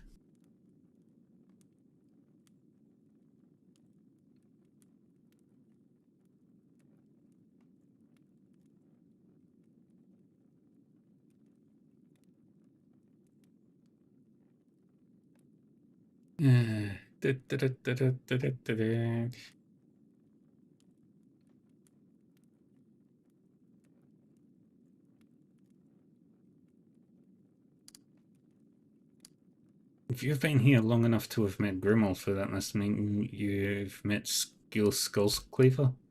Once, last summer. He came here with 3 ships, laden with lumber, meat, salt, and other supplies. You seem to get along quite well with the crew of Gunnar the Peaceful. Speaking of which, did my eyes deceive me back there, or was that Gunnar on your ship? It was him. He's part of my head now. Stone scratches the back of his neck with a sheepish grin on his face. How in the name of Odin did you recruit him? The man's a legend here. He and his crew attacked my clan. We fought him and won, and I offered to spare him for his service. You beat Gunnar the Peaceful? That's incredible. If that's true, then I think he must have no equal among other women. I'll have to ask him about it later. Anyway, I was telling you about the Skullcleaver. We bought most of Skill's cargo, and he set out towards the east from whence he came. He left one of his ships here, under the command of a woman, which sailed southwest a few weeks later. Can you describe this woman? Yes, she too made quite the impression on me. I would say she closely matched my expectations of what it might be like to meet hell in the flesh. She made strong advances on me, but I frankly got the impression that certain parts of my body weren't likely to survive the encounter. So I politely kept my distance. He winks cheekily. On a less handsome face, that might have been a lewd gesture. Perhaps the fortune of your arrival here is Freya's way to reward my self-control.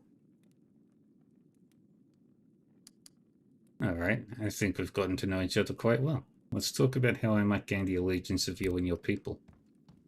He flashes you a devil-may-care grin, stands up and walks around the table until he's well inside your personal space, forcing you to stand up as well. My herd and I have controlled Orkney for 4 winters now, but frankly it's been more trouble than it's worth. Something needs to change.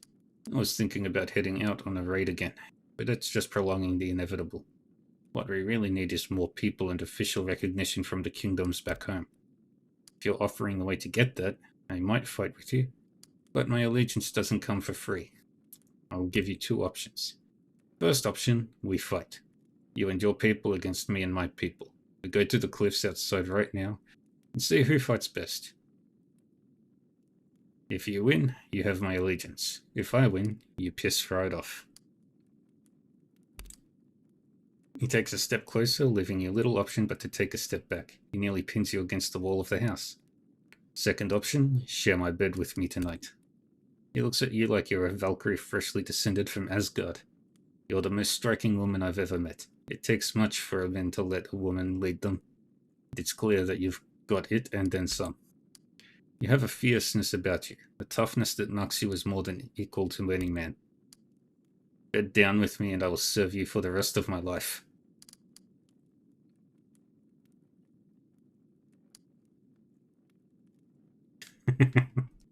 Oh boy, what to do?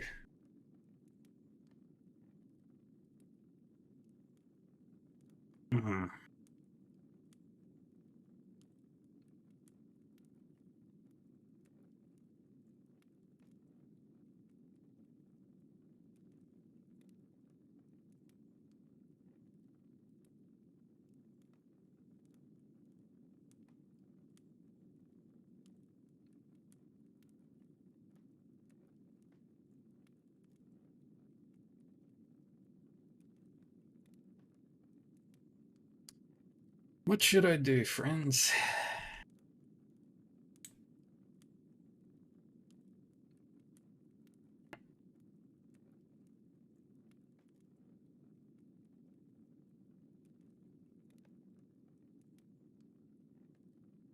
What to do, what to do.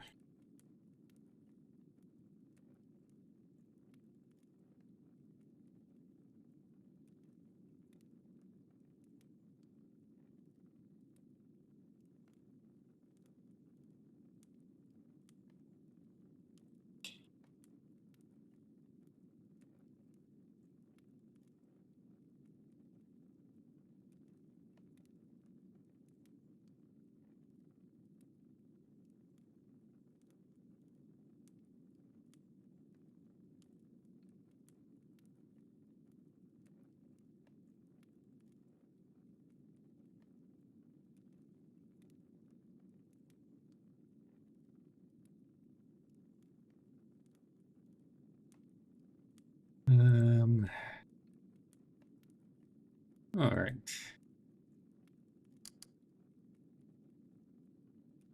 Why the hell not? Well, let's pull him in. Show me what you've got. Without another word, he lifts you off your feet and carries you to bed.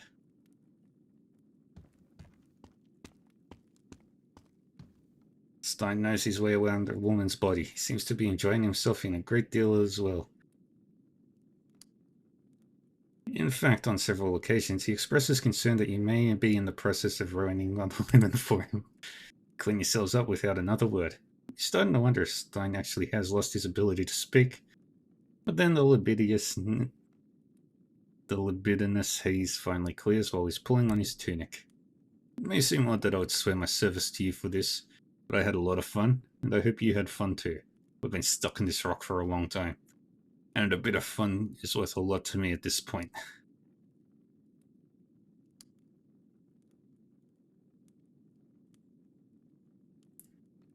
I did have fun, but I still expect you to hold up your end of the arrangement.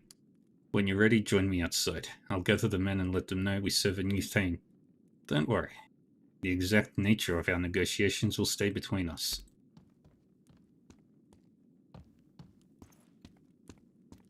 We did everything we needed to.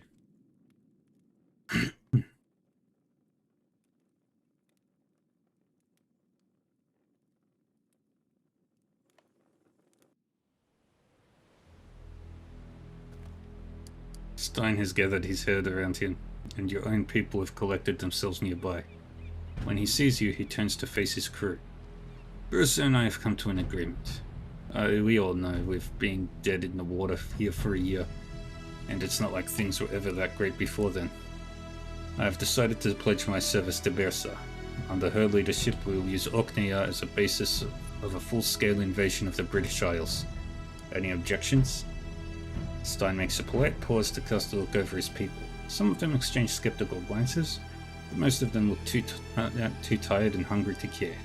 Good. Bersa or Skern, we are yours to command. Roscoe saunters up to you and fixes with a rather impressed look. What in the world did you say to him? Nothing. We just... he was easy to win over. They've had a very rough winter. Well, good job. They seem pretty worn out, but they must have a lot of armed combat experience. They'll be good to have on our side.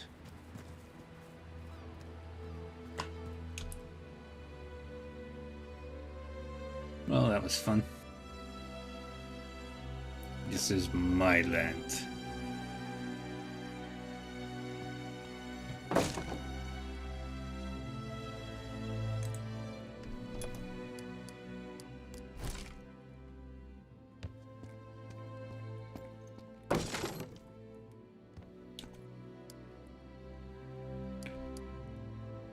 Yeah, Bersa, always a pleasure. I hope you don't already regret assuming control of this windswept piece of rock. No takebacks. Now goes the assembly of our army. An apologetic shrug raises Stein's shoulders. We're barely getting started. Don't get me wrong. I've done much with smaller forces, but what we have here is a large raiding party, not an army. We barely have a dozen longships at our command. It should give us around 3,500 warriors. We would need more than the element of surprise to invade with such numbers. Are you planning a new raid? I'm always thinking of arranging another raid, but no serious plans, no. You might be interested to know that I've sent word to a few acquaintances in Rogaland, letting them know what you're up to here. I think they'll be more than willing to join your army when you launch the invasion. Take care, Stein.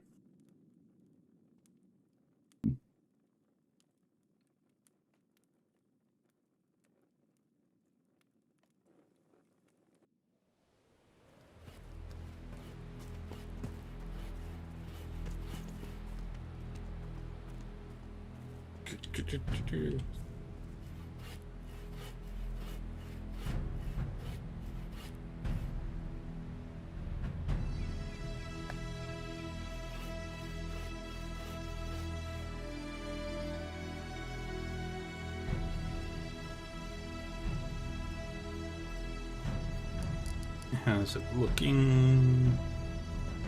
We've got a power of 28. We need more power.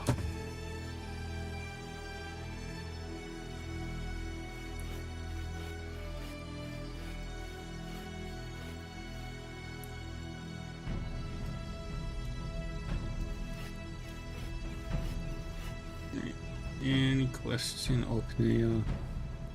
Yes.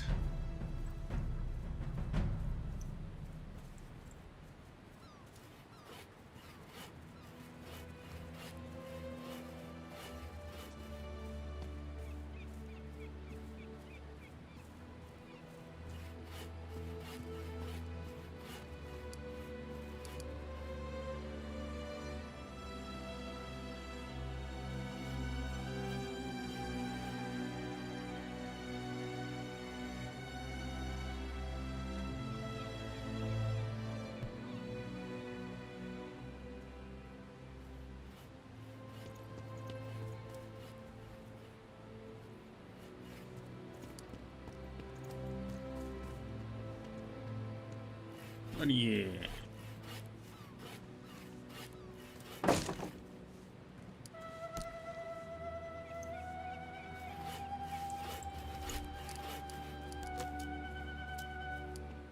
A weather-bitten man with thick dark beard streaked with grey strands. Streaked with grey stands up and brushes breadcrumbs off his tunic. So you're the woman in charge of Orkney, are you now? Is that right? Don't assume that'll change anything for the likes of me. My name is Bersa. Pleased to meet you. I'm Karunga. An honor to make your acquaintance, Dane Bersa. Where are you from, Karunga? I hail from Agda, the closest of the northern kingdoms to where you're from. Also, I've heard. A lot of ships come up our coast on the way between Vestfold or Alfheim and Hordaland or Rogaland. So it's a good place for a merchant. But lately, competition had gotten a bit fierce. Up here, there's no competition at all, so I'm doing well. What are you selling? Whatever the ships bring in that looks useful. Yeah, take a look. Okay, you don't sell... I do need to buy it. I do need more wood, though. Move along.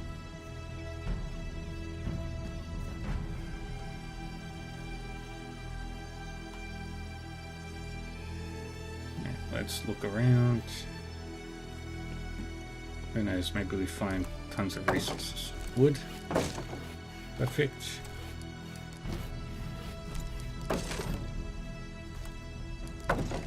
We want to be as strong, we want our clan to be as strong as we can by the end of the game.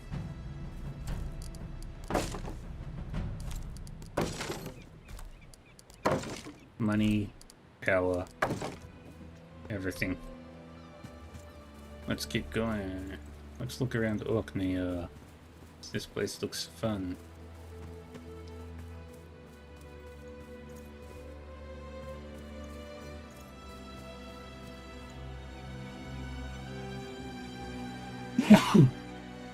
This was most likely a lighthouse that burned down. Or some sort of fortress based on the walls.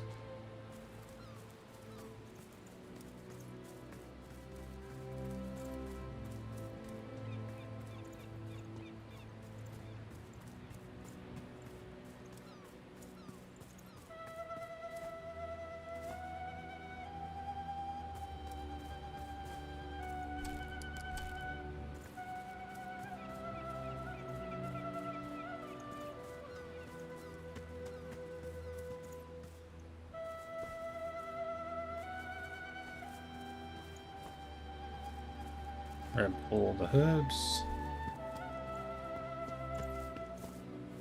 Got people.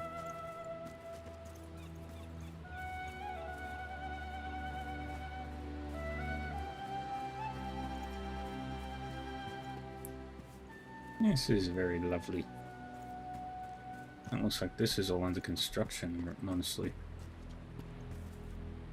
Got a shovel.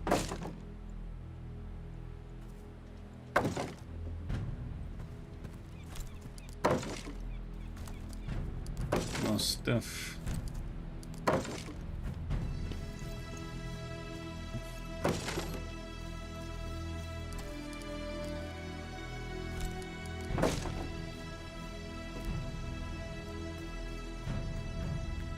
Anything else? No.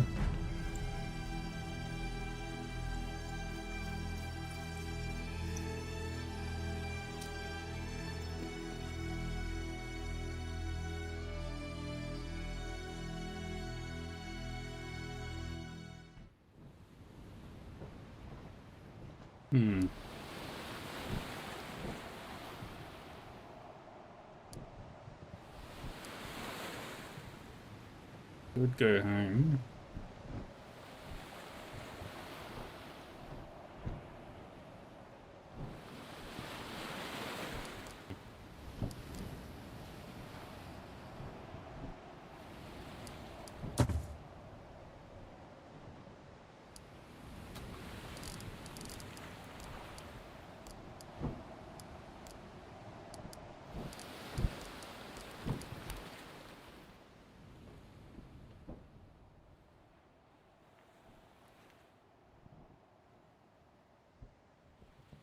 This island is perfectly situated to muster an invading force. You chose well in coming here. Just do a quick double check in case we just needed to leave. Nope. Alright. So what we're gonna do is we're going to head back to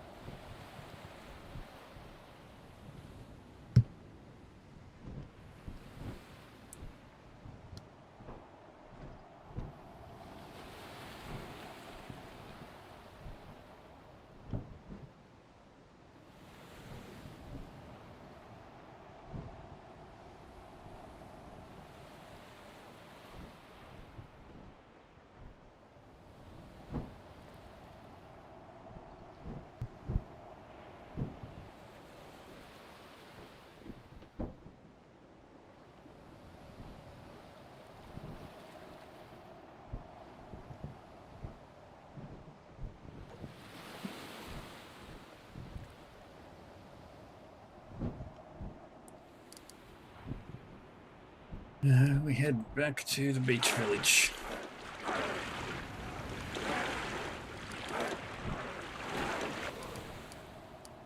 Waves are calm and the river is making slow progress. Suddenly, Roscoe yelps. I got one. Roscoe has been trailing a line lazily off the stern. Now she's braced against the strakes with both feet, fighting some enormous sea creature. I'm not letting you escape, you big bastard. Roscoe fights the fish for a long time, drawing cheers and encouragement from everyone. Eventually, Roscoe grows too exhausted, the line slips from her fingers, and the sea creature vanishes into the waves. Aww.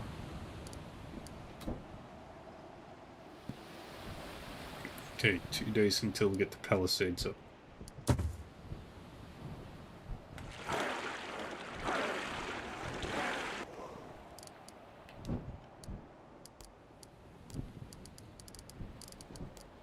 Take more cart.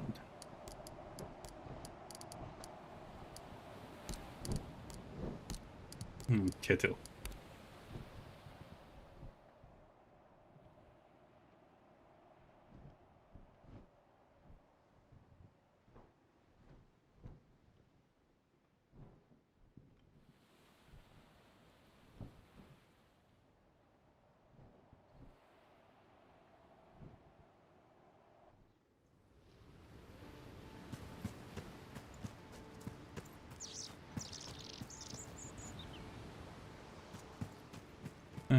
Alrighty.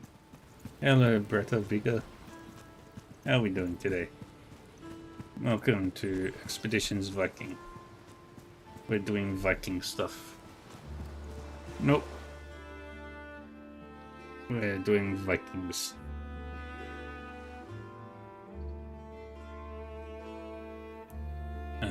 Right now, we're going to speak with the King of Northumbria.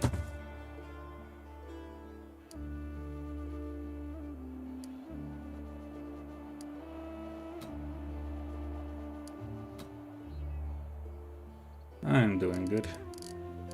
I finished my 16-hour stream this morning. 2 archers will do a lot of damage. Supposed to double click.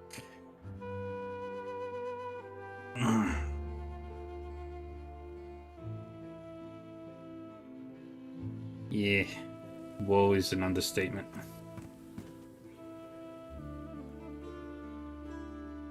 But we've got another long stream ahead of us.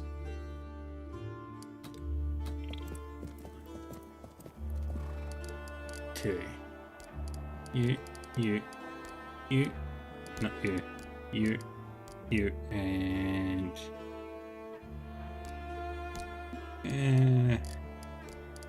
gonna. Yeah. I do what I want. Nothing stops me, except for technological issues. Oh, combat time. Right, who are we fighting? Just some people. They're not important.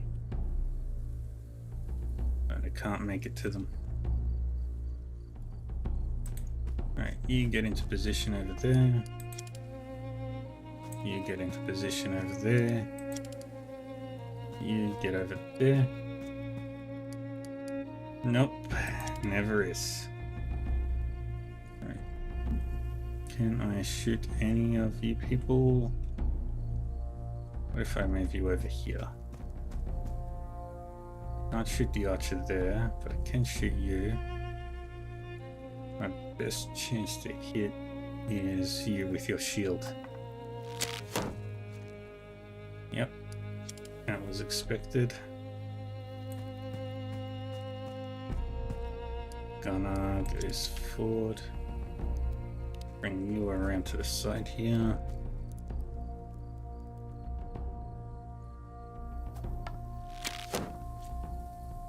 Good. And we're just gonna slaughter these guys. Not doing non-lethal for this one.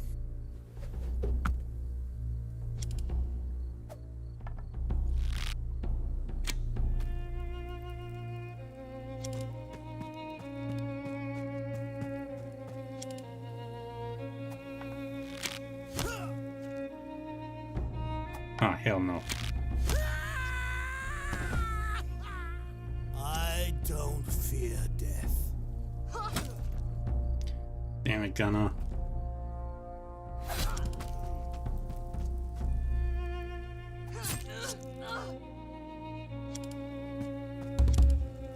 Okay.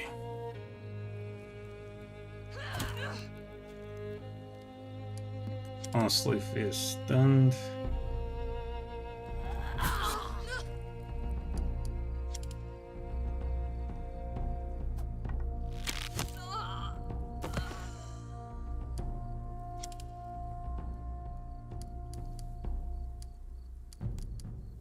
Kick you back. Right around the corner.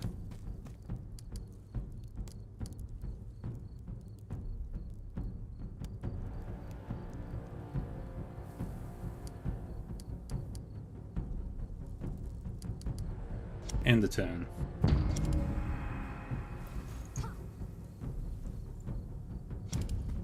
Okay, Gunner is down.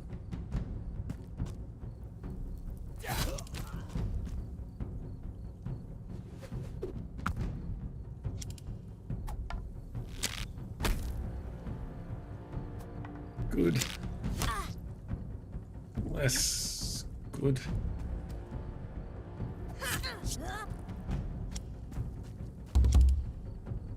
Oh, thanks, Britta. I appreciate that. Thank you for subscribing. Yay! I feel happy.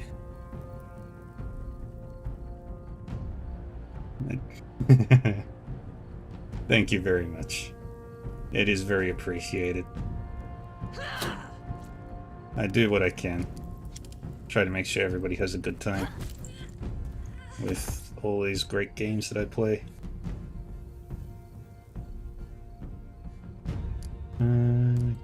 Let's charge. Oh, you... That's just rude. Alright. Ranging shot right on him.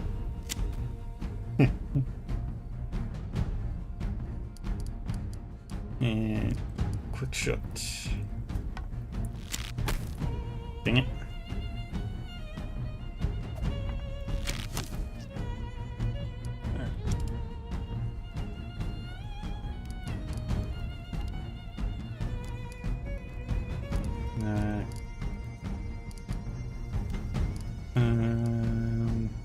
To do.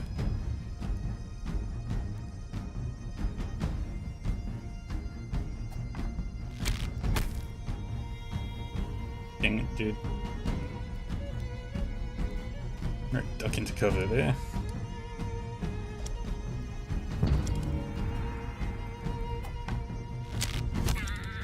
I failed you. And Nephew is down as well. So my two biggest damage dealers are down. So it's up to my tanks. And my ranged folks. Okay, Gunner has taken an attack to the chest.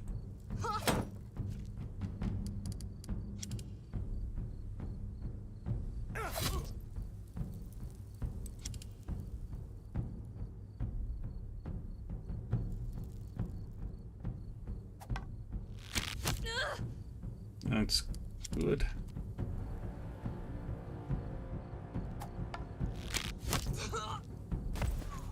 And there goes another archer. Perfect.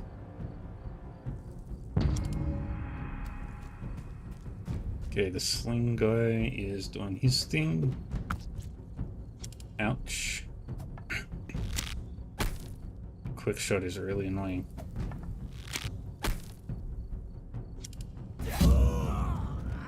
I see you know how to use that.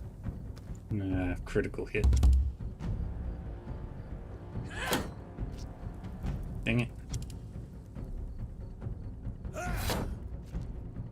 Okay, you don't have that up anymore.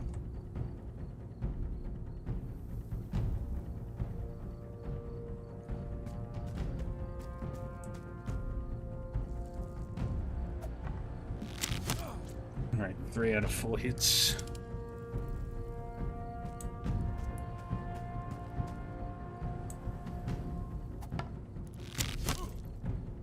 Good. Get rid of their ranged attackers. Ah, you're doing punchies.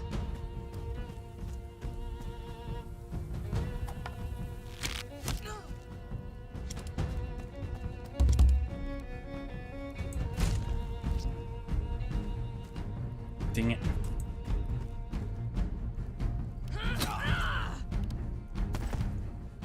Incapacitated.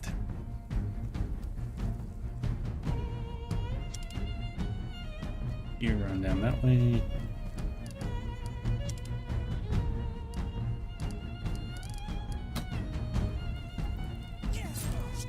Stab with the knife. Face to face, point blank.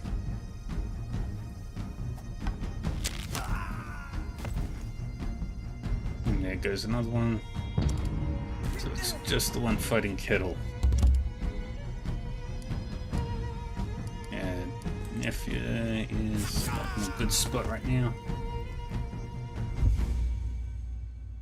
Which means I need to do some heals.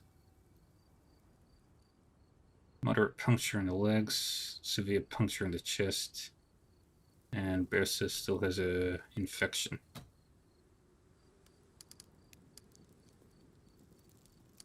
Okay.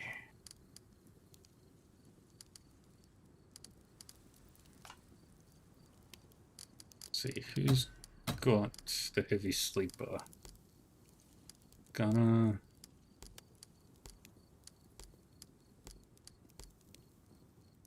Okay, not you. Okay, so everybody except for the priest and the leader.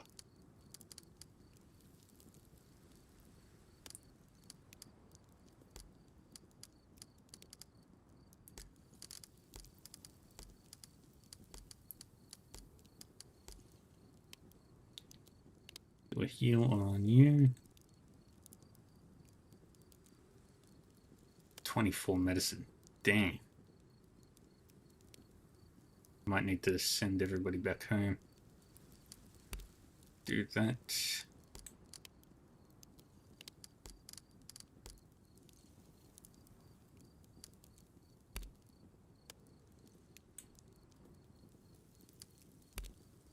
Heal that up. And heal that up. Leaf, you do that. And that. And I won't worry about preserving the meat. Do that. Try and get as much herbs transformed. You make us pit trap. And also make us a fire pot.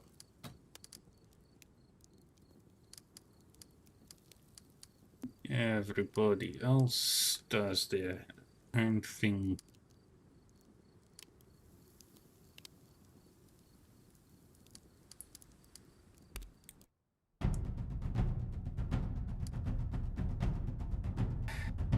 The evening wears on, and you notice that Kettle has yet to return from his hunt. He's usually not out this long. Leafa returns from her patrol and reports no sign of the hunter. Search for Kettle. You grab your weapons and set off along the trail he used. It's getting pretty dark, and you have to light a torch to find your way. You walk for a long time, slow and careful to look for traces of Kettle. Finally, at the edge of the forest, the light of your torch reflects off something wet. Blood splattered across the rocks. You search around the rocks and find a trail of blood further into the forest. Unfortunately, you quickly lose your way in the dense foliage. Your search is delayed almost an hour, and you are soon overcome by fatigue. Eventually, you locate Kettle. The hunter is sitting on the moss-covered trunk of a fallen tree, idly kneading his bowstring between two fingers. A wounded buck lies in front of him, evidently the source of the blood you spotted.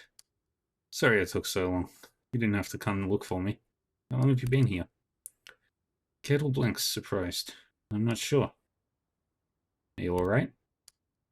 I'm fine. He stares uneasily at the dying buck. An arrow protrudes from its flank. I missed, that's all. Looks like you hit it just fine.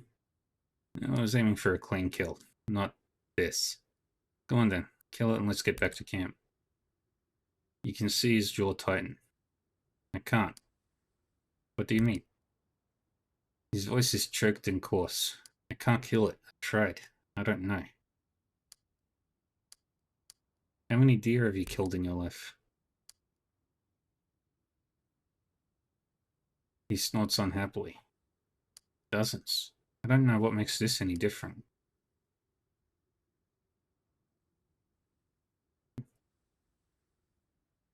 Kill the wounded buck. You draw your seat and cleanly slit the animal's throat. Kettle watches you in silence while you wait for the buck to stop moving.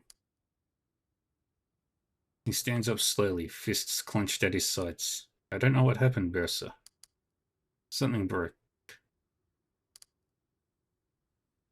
Come on, let's get back to camp. I'll carry the buck. You hoist the buck over your shoulders, and Kettle leads you through the forest back to camp. Oh, it's raining.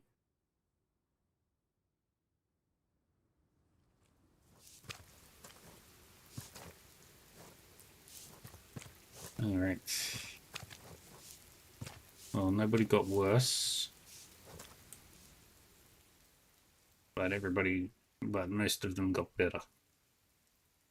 I need more medicine. But medicine is expensive. 18 wood. 1 cloth armor. Another 18 wood. Alright, now we head to York.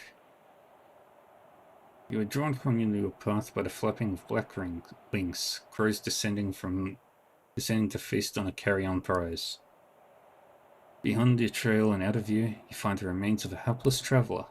There are scraps of flesh still clinging to the bones of the half-eaten corpse, but not enough to tell you much about the sorry end of they met. Scavengers have fed here for several days at least. Little attire remains, though the corpse seems deliberately to have been robbed of its footwear. Your best guess is that this person was a simple traveller who ran afoul of hungry animals, or was killed for a pair of sturdy boots. The search of the area turns up nothing of value or use. Disappointed, you resume your travels.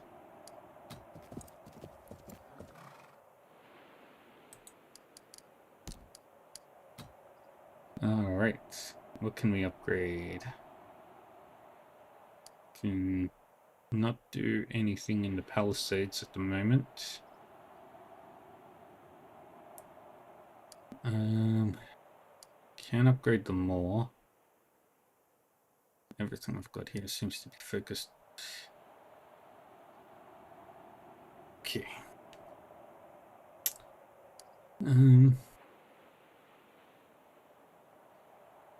Let's upgrade the farms.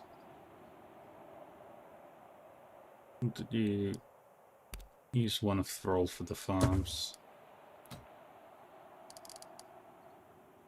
Elslif, Vera, Ruskva, Morkant, and take Kettle.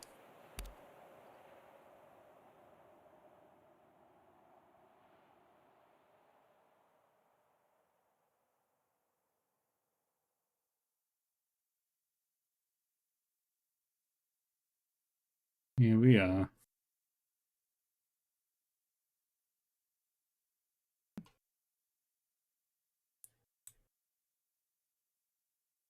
Come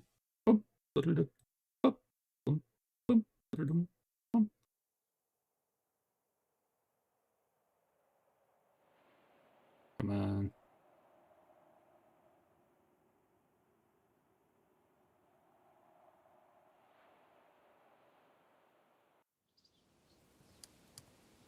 Golden waves of neatly sequestered farmland give way to increasingly close clusters of farmhouses as you and your herd make your way towards the seat of Northumbria's king. There is a place where the meadows are green. The city is built on the junction between two rivers. If you secured permission, you could simply sail the river directly into the city in the future. Not long after, the ancient walls of Erfolwick heave into view. On the other side of a small river, you'll encounter a group of people very much dressed for business. At their front, a young man has planted himself in the middle of the road with his feet shoulder-width apart, back straight and hands gathered in front of him.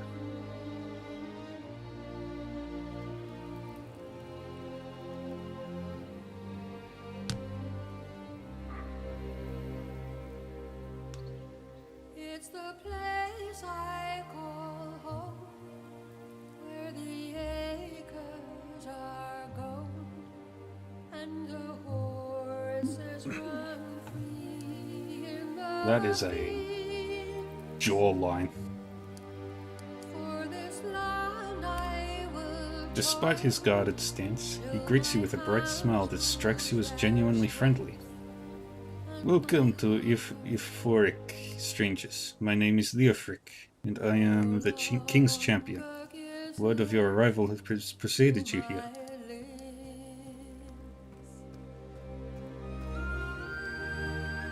Ekosel, I am Bersa, the daughter of Gangrada. We have come to speak to your king. It seems our interests align. His Majesty has asked me to ensure that you visit him as soon as you are able. Stories of your actions in Scarborough have made it to King Osred's court. It seems you have made a good impression on the villagers there. We are all quite eager to learn about who you are and why you have come to our fair shores. We will visit the king at once. He bows his head politely. Thank you. Please allow us to lead the way to the king's hall.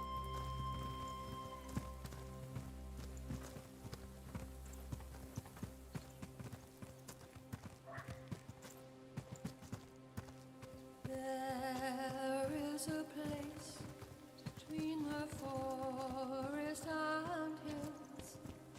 It's the place of Oh, this is gonna be a big map. Maybe not big, but this is gonna be a busy location.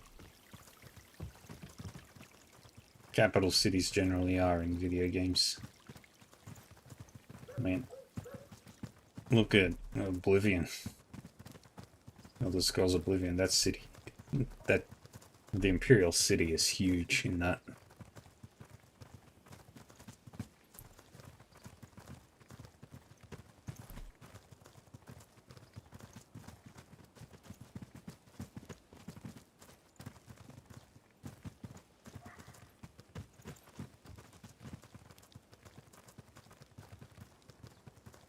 But then go in first.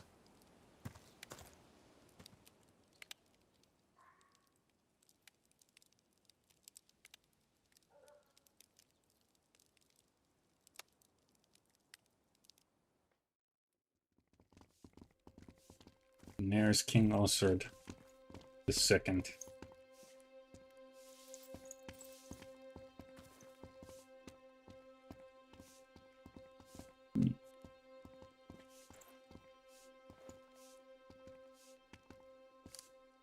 The King of Northumbria sits at the very edge of his seat, one hand gripping each armrest of the chair, craning his neck to count your herd entering his hall. By his side stands a man whose austere robe marks him as a high-ranking religious figure. As you enter, he leans over to infect the king with a frown via the medium of cautioning whispers. The king motions his guards to let you approach, then addresses you personally. Peace be to you, travelers. You stand before Osred, the King of Northumbria. Hail Oxir, your majesty. My name is Birsa. I am a Thane from Jutland. Thane, you say? We have not been visited by your people before. However, that is not to say we are unfamiliar with you. Again, the religious man leans in to whisper his counsel in the king's ear.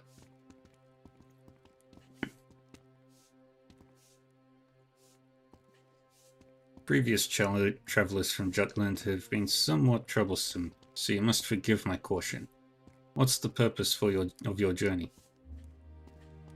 Our wish is to establish new trade routes between our clan and your kingdom. Osred's eyes flicker toward his guards. Anxiety causes his fingers to claw weakly at the carvings on his chair. It's wise of you to seek trade with my realm, but the political situation is delicate right now. We have no time to negotiate trade routes. Perhaps if we help you with your problems, you'll reconsider our offer. Osred visibly struggles to structure his words in a way that won't offend too much. Unless you find God, I don't believe we'll come to an arrangement. A group such as yours is simply too politically inconvenient.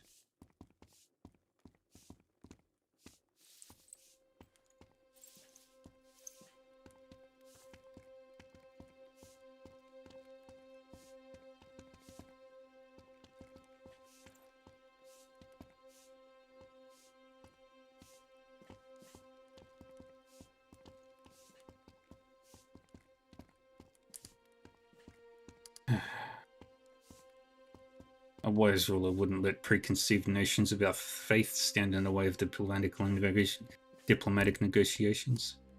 I don't recall asking for your advice on how to run my kingdom. You made your proposal, and you have my answer. I hope you won't begrudge us that we'll be keeping an eye on you as long as you're within the borders of this realm. The religious man beside the king raises his hand in a strangely casual gesture. God save you all. Where's Leofric? Quinn.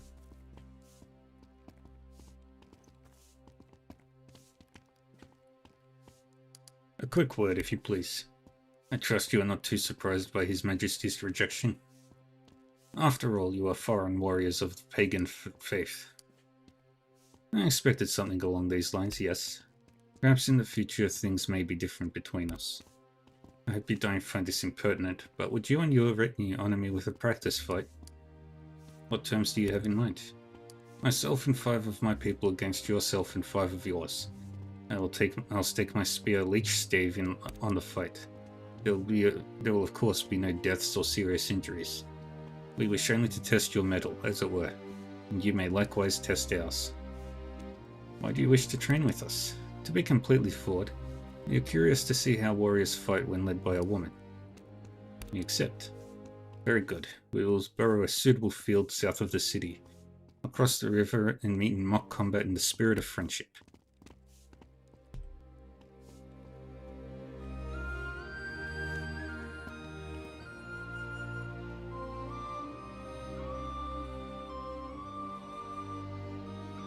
Well, that was a very quick quest.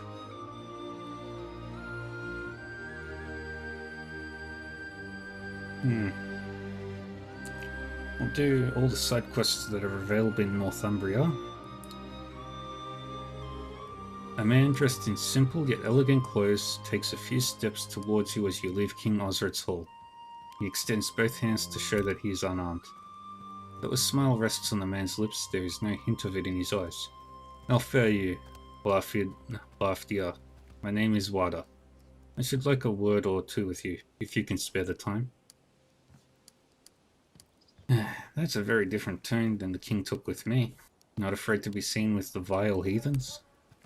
Wada's smile widens, but is still nowhere to be seen in his eyes. The king is proud of the strength of his faith. We are not all of us so pious. Go on then. Not here. We should talk in a more private location. Come, I know just the place.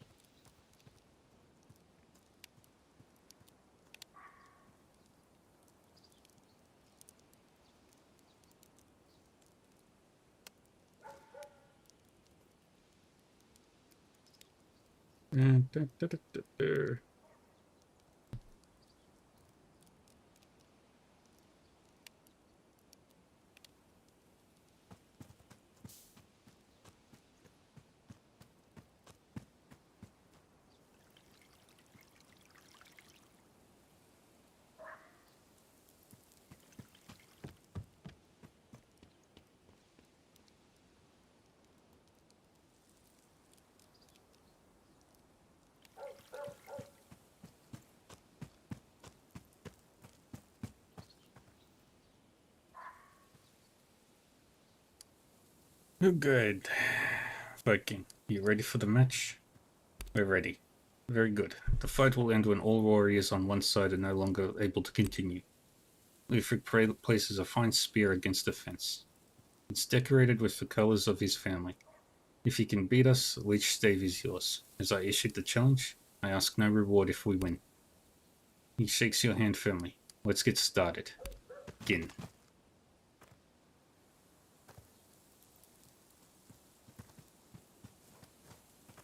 Alright, who's up first?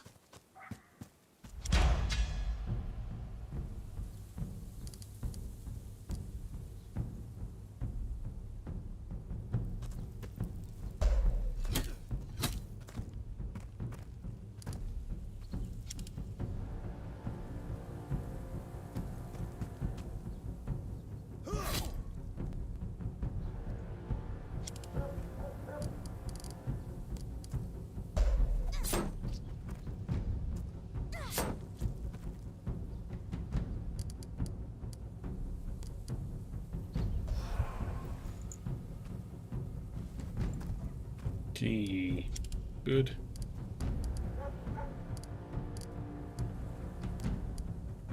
Kick you away.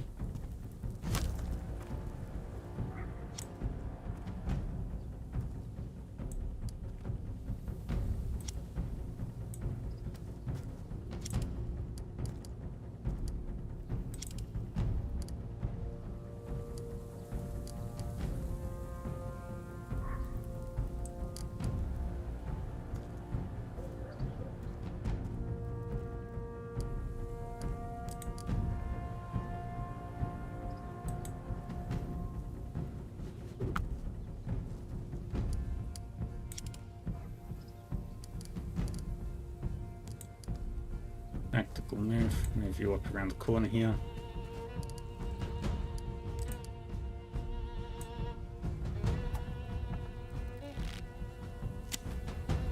Perfect.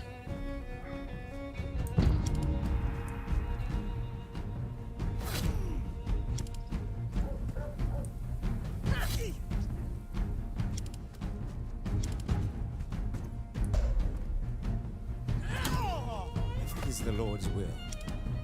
And priest is down. Rest.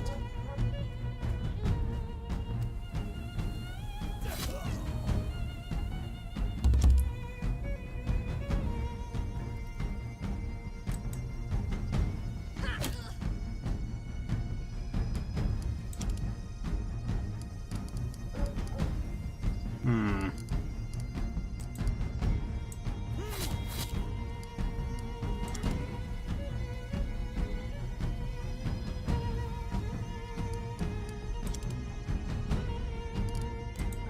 Do another flurry.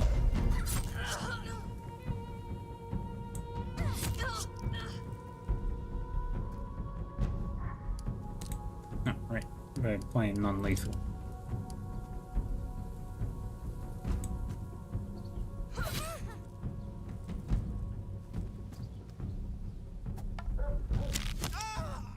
Oh, Where bullshit. did all this blood come from? Oh.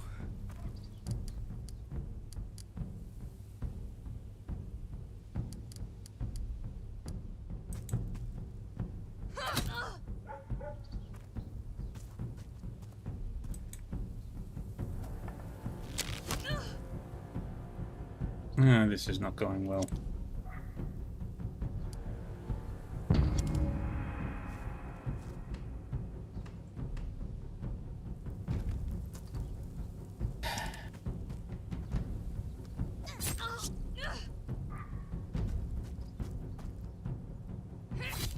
Both my archers are down.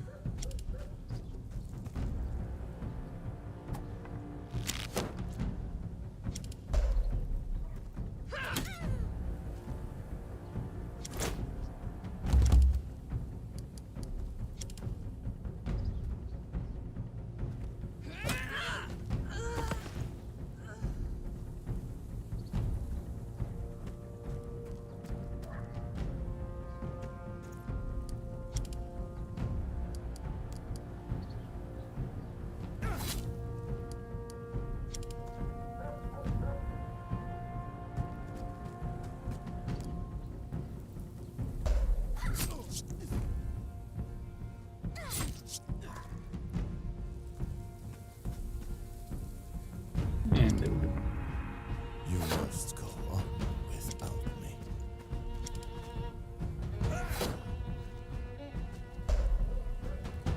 At least I lived with honor.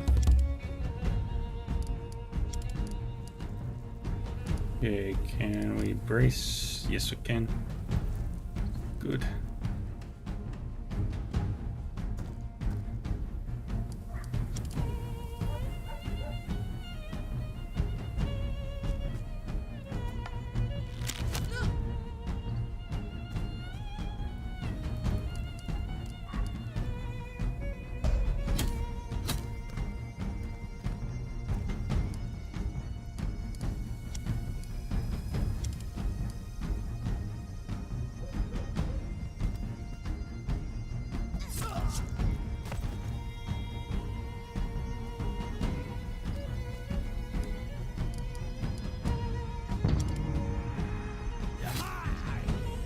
And he's dead. At least I lived with you. And she's down. I don't think I brought enough herbs.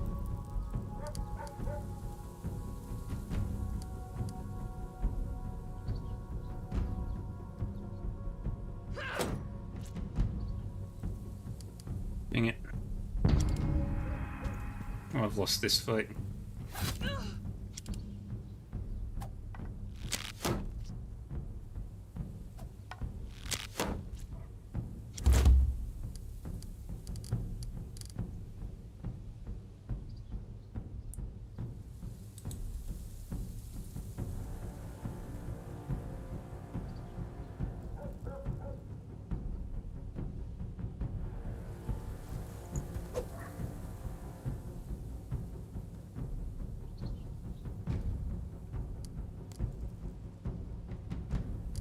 Can't heal myself.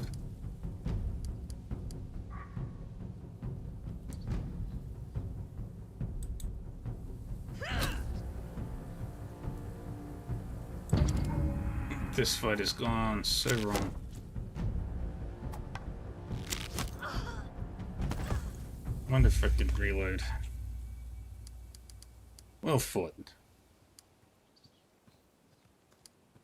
There's no shame in this loss. Your people gave us a formidable challenge. Very impressive.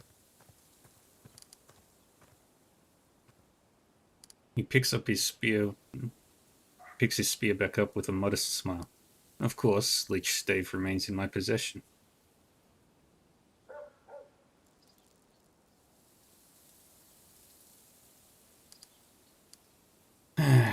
Good fight. I had fun. Frick smiles warmly, but clearly surprised. Fun, in fact. Interesting. Now, if you'll forgive me, I must take my leave. My duties await.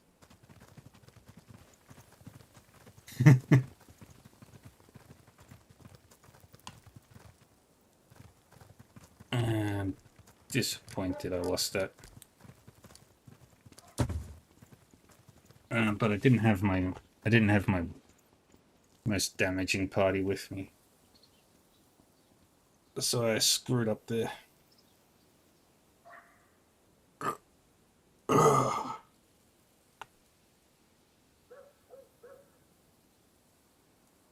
well, we're gonna play it. We're gonna use golf rules. Play it where it lies.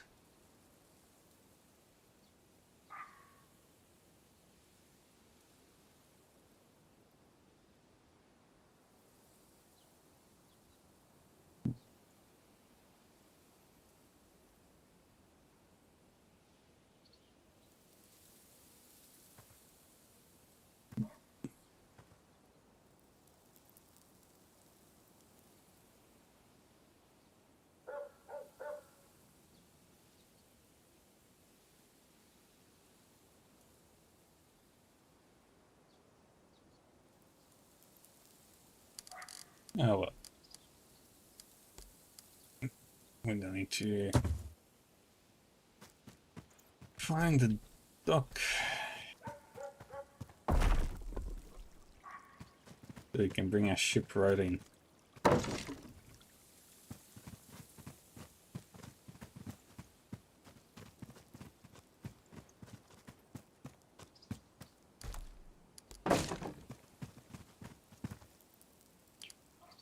A large group of people gathered outside a farmhouse. Some of them were well armed.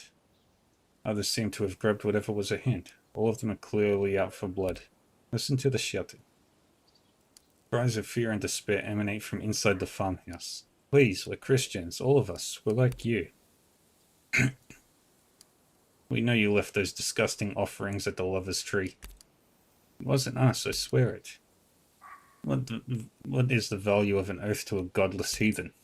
I beg you, be reasonable. Open the door. Face the Lord's justice. This will turn out badly for the farmer. Perhaps we should aid a fellow non-Christian. If we interfere, we'll just get in trouble ourselves. I wouldn't mind teaching these people a hard lesson. Forbidden tribute.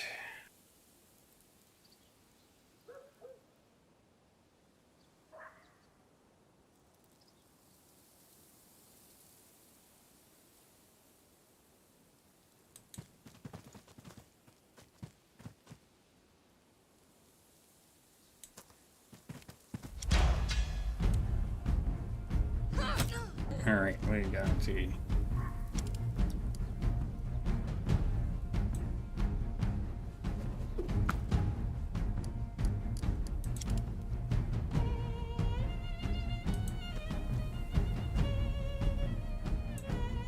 move over there. Okay, I can't hit you. We're not going to try and kill these people.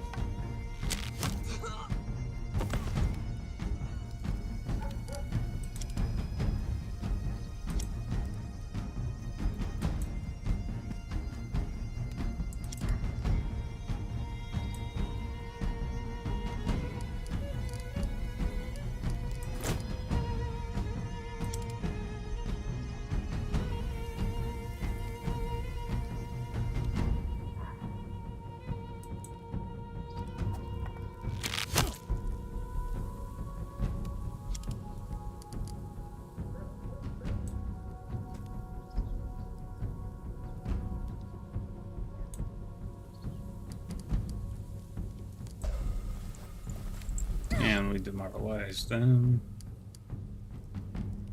And we end our turn.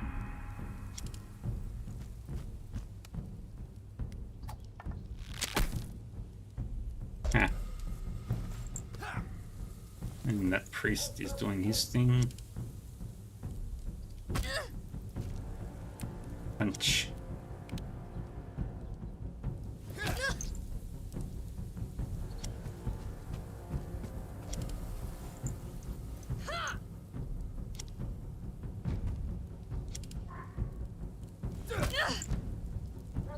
Okay. That one with the spear is probably my biggest danger.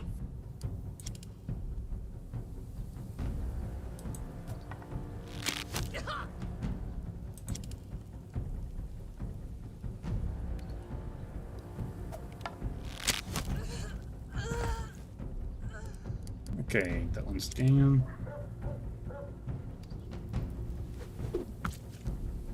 Good.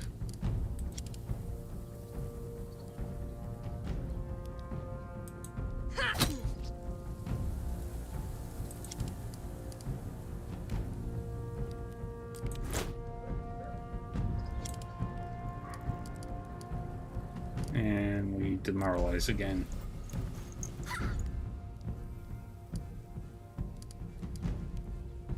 That's all I can do this turn.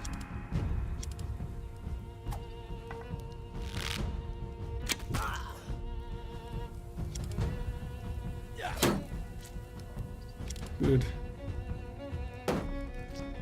Good. And a little less good.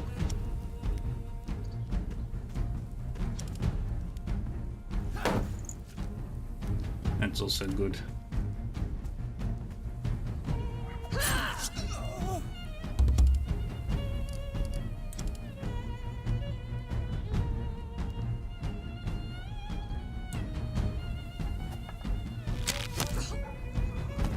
Take you out.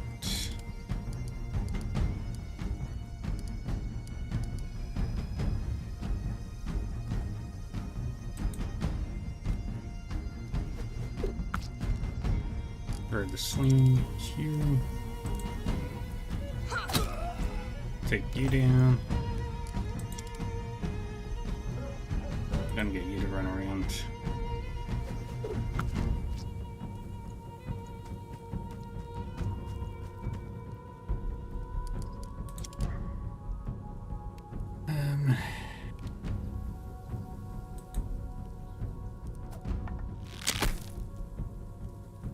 Okay, we missed.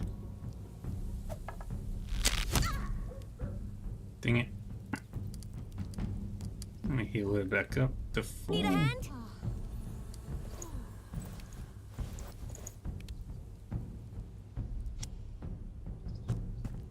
You circle around.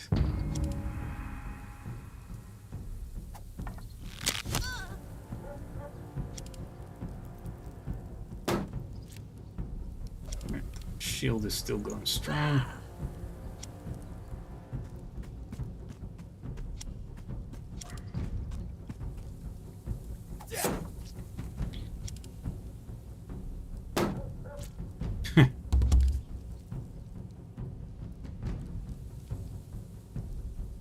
these are just civilians.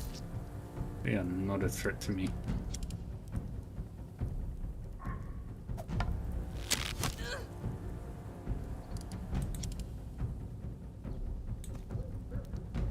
Use your Dominus Christian Vobiscum. heal Cool. That's better. on the witches healing.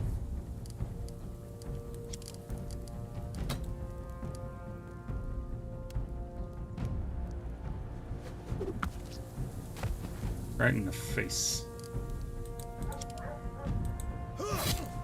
And we knock out the priest here.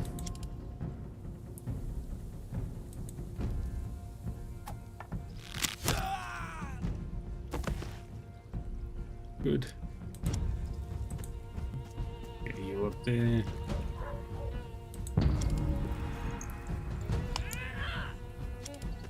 You're gonna keep trying to demoralize my people.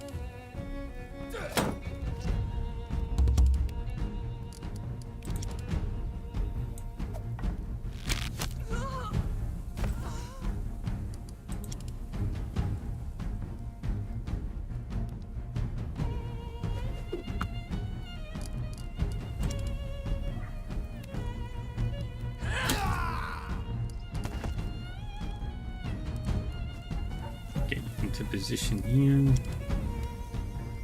Get you into position there.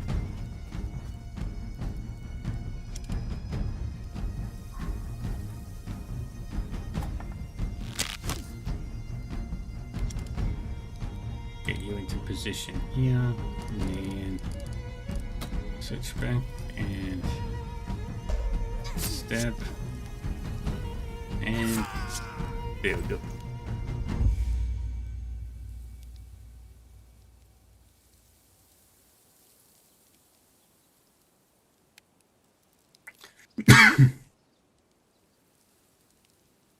No new injuries. Thank you. Oh Lord, thank you. You saved my family. He spits disdainfully at one of his persecutors lying unconscious on the ground. I doubt these dirtbags would dare to bother us again. Did you make the sacrifices they said? I did, but despite what these animals said, my family and I are Christians. Just thought I'd hedge my bets. The farmer holds out his hand. On the palm rests a fine old talisman. Take this. It's what got me into this mess in the first place. Thank you. I have friends in this city. I'll tell them what you've done. Everyone will know you as a good person. Now I must go and calm my family. God be with you. Alright, friends. Thank you for sharing your loot.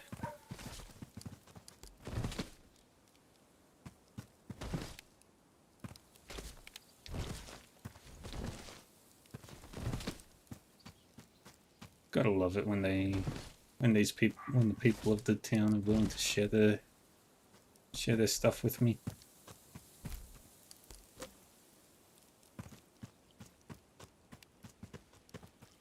But that quest is now done.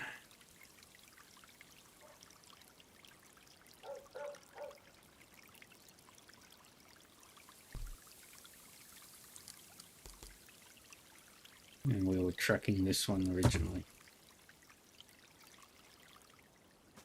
Oh, we didn't loot the priest.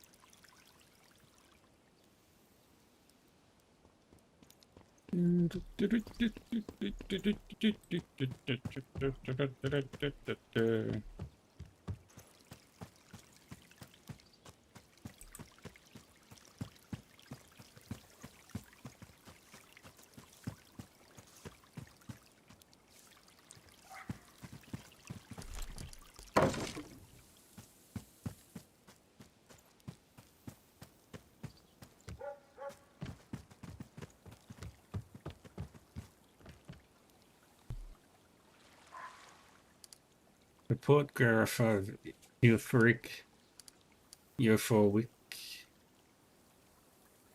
is a squirrely monk with a harried expression and his arms full of scrolls.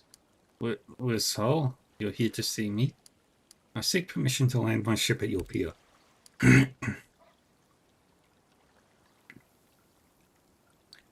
His eyes glide over your armor and equipment, and he swallows hard. And, what kind of ship are we talking about? A warship called the Reaver. A warship? Oh dear. Well, so the fee is, 15 pence per month. For a ship like yours, I am required to demand payment for half a year at a time. Considering your unique situation, I will be adding a few extra fees on top of that. Think of it as collateral.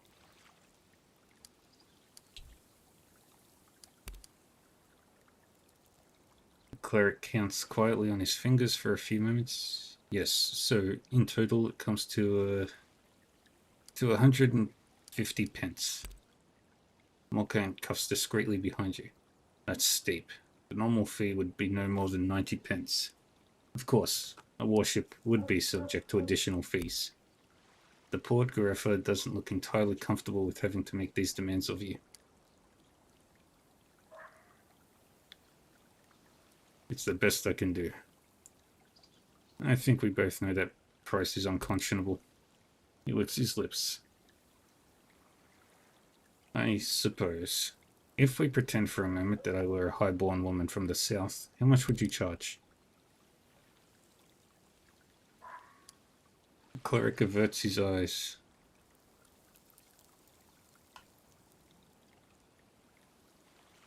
And answers in a very low voice. Perhaps 100 pence. I'll pay the standard fee. 100 pence for 6 months access. His voice is dry and raspy.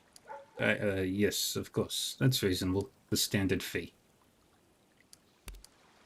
The monk shuffles his scrolls until he finds the one he's seeking. Then he reaches for a feather on the nearby table, dips it in ink, and makes a few new marks on a list. The warship, the Reaver, will be permitted to dock at the city pier at any time for a period of 6 months from today.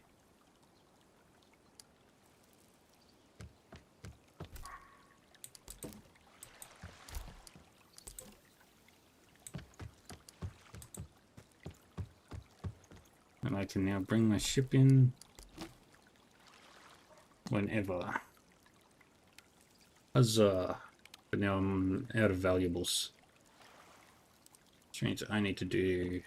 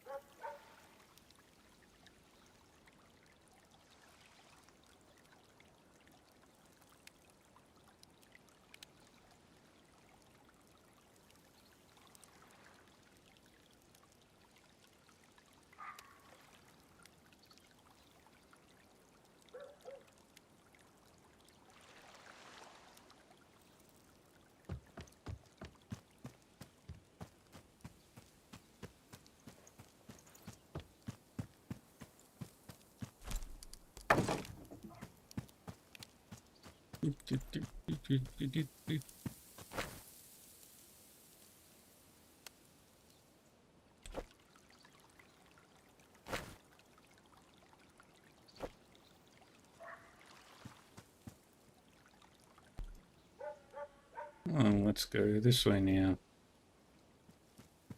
This looks like a market area. Or not.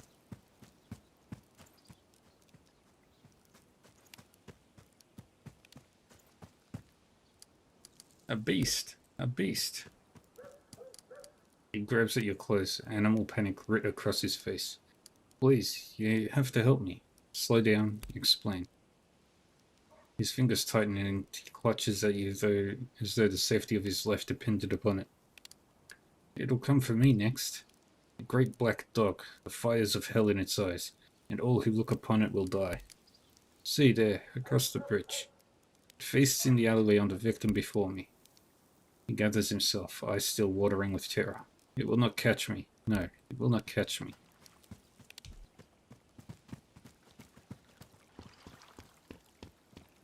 The Barghest cometh.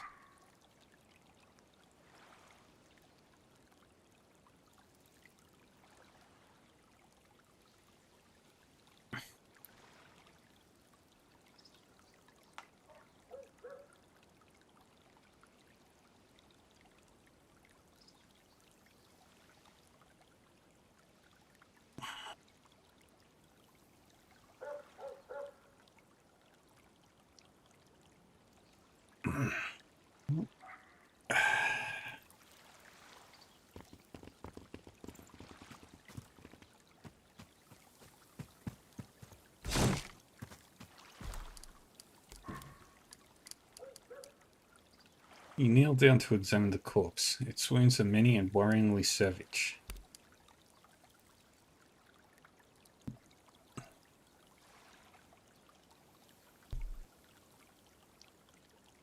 The flesh of its chest is nothing so much as glistening ribbons and fetid guts. Strong jaws and sharp teeth have torn hungrily into it. This looks like a dog attack to me, albeit a particularly unpleasant dog. Let's see if anyone nearby keeps dogs then. Though it's difficult to make out, you discern tracks in the packed dirt out of the alleyway. Large paw prints and grooves scraped by long claws.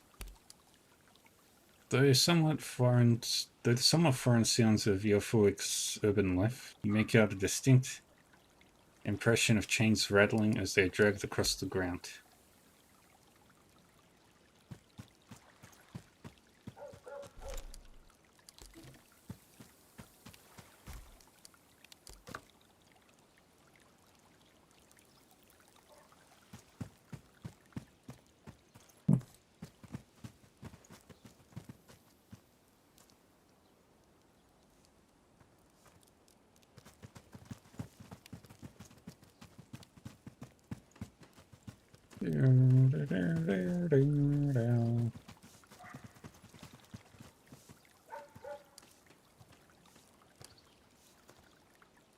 Look at you all menacing and foreign. Come to raid the home of a poor old woman. I warn you, my dogs are fiercer than they look. Do you let your dogs roam at night? She laughs, a reedy, hacking lace. My darlings did not kill that poor man in the alley. Is that not why you're here? Be glad you have not seen the creature that did it. A man came to me, claimed to have seen a great beast. Then his days run short, I'm afraid. There is little to be done. A moment ago, my darlings went mad with fear. They barked at the walls like the devil himself was there. Mark my words, Norse woman. Another victim lies within the old walls. A Barghest? Her eyes go wide and bright, strange fervor coming over her old form. It enters our city from time to time, it does. A great black dog with fiery eyes. The snickets and ginnels of Irfuik have become its abode. Death follows where the Barghest passes. Beware the rattle of chains. Tell me more. When it appears, all dogs follow it howling and baying. When it lays across the threshold of your house, your end is foretold. Superstitious drivel. What do you know of the supernatural? But, you know, it cannot cross running water. It will find a way to you, yes, but it may buy some time. Thank you for your time, Elder. Alright, where are we heading? All the way over there.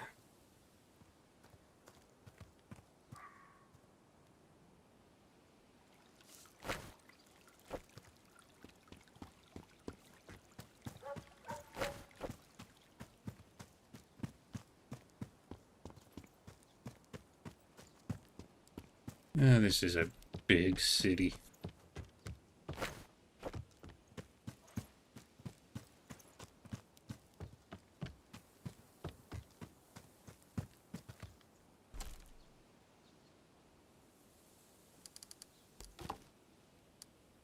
The stench of gore hangs heavy in the air. You kneel down to examine the ruined remains. It is a bloody mask, twisted into a grimace of fear and pain. For the briefest moment, you feel a niggling sense of familiarity. Then you recognize him, the frightened man who pleaded for your help earlier. Poor bastard. Guess he was right. The beast did get him. He's laying belly down. His back and arms are torn to shreds. There are wounds around his ankles and lower legs as well. Tried to defend himself, then ran away, but tripped up and savaged. There are signs of struggle and panic throughout the grubby alleyway, but your attention is drawn to the bloody tracks leading along the wall down toward the river. Look there. Tracks seem fresh. Can't have happened too long ago.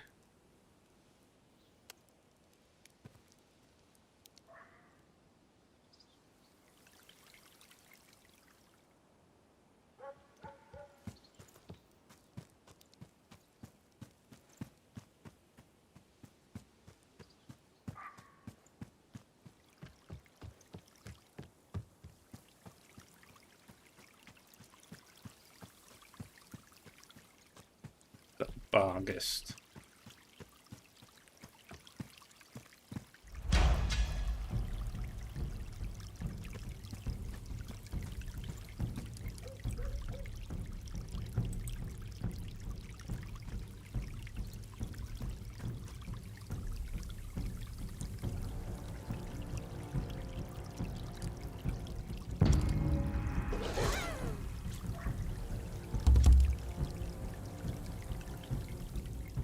Oh, it's a diseased dog.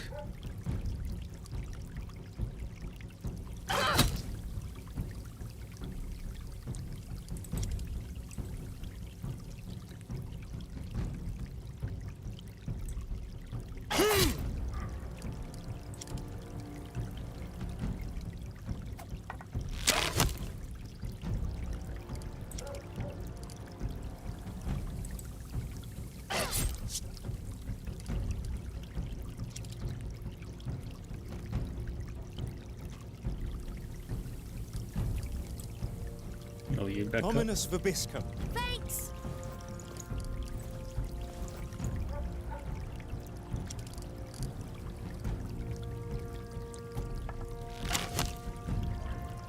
Very good.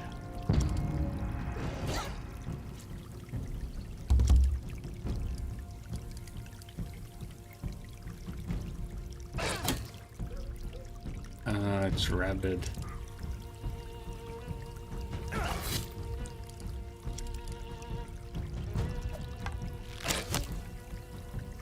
What is the only thing we could do with it?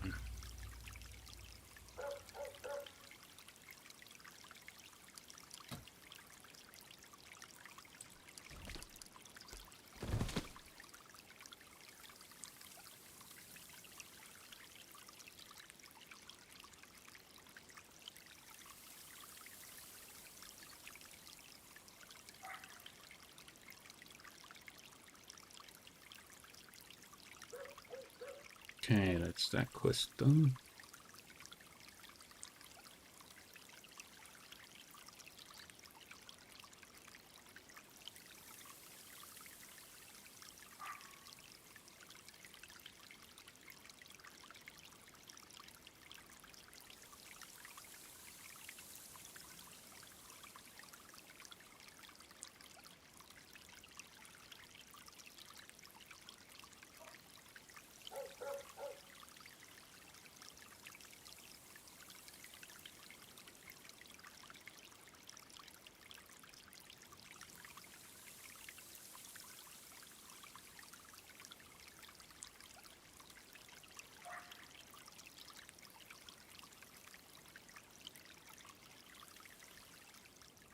Alright.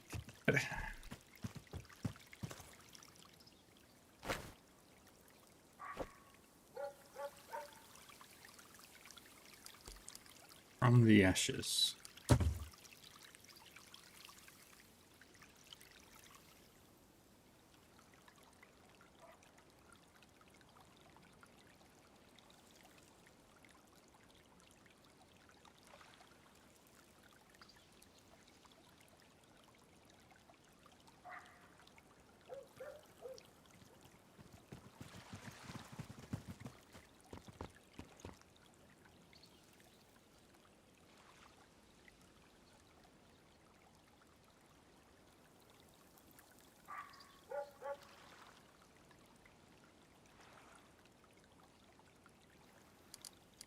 He looks at you with hollow eyes, barely acknowledging your presence.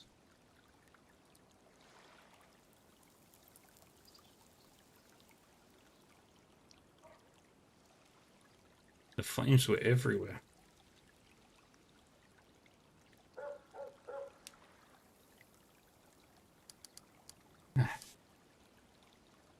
By the gods, it looks as though you faced the Uncertain himself. Devil is in those flames. Why did he spare me? Oh God. What is there to do? How do I... What now?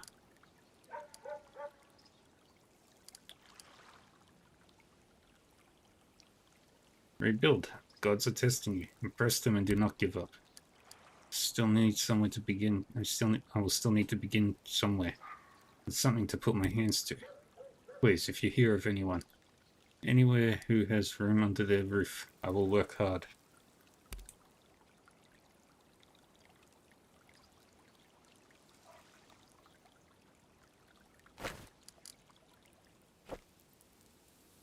Now I talk to you.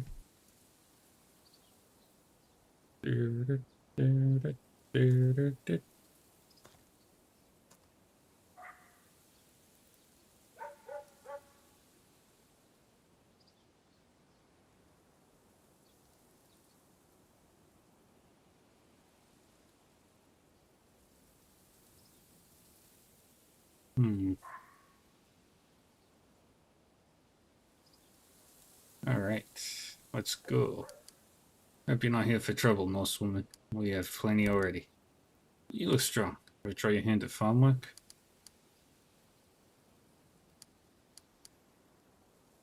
I've tilled a field or two, but I left that life behind. Shame. Lost most of our lads when they took the king's penny to fight the wild men. Pox took the rest. I met a man who survived the fire. He's desperate for work and a roof over his head. There's a corner in the kitchen by the hearth. If he'll put in a strong guy's work, it's his. Tough times, huh? Ain't that the truth? My wife and I won't be able to bring in the harvest. Tough times we live in.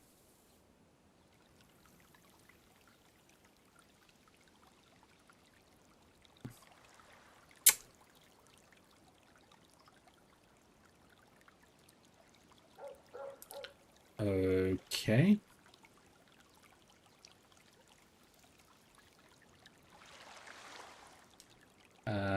Curious, but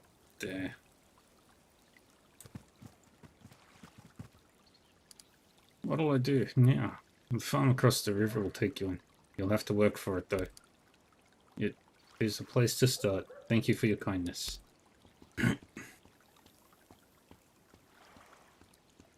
Okay, I am now stuck.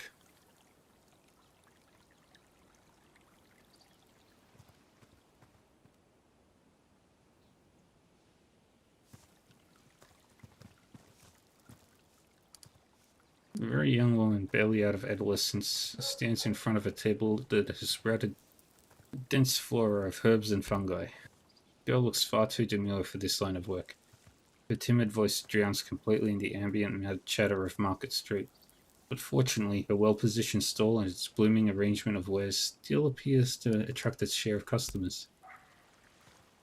Seeing you heading toward her, she first takes a step back, then some sort of recognition dawns on her.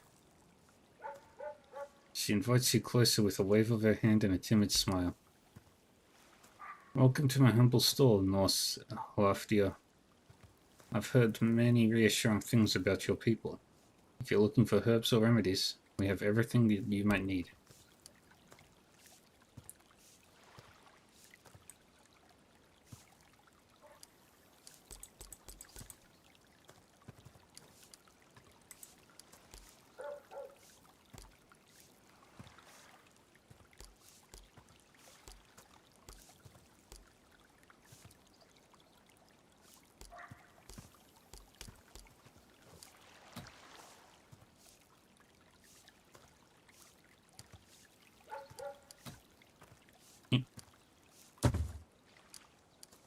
No, that was all.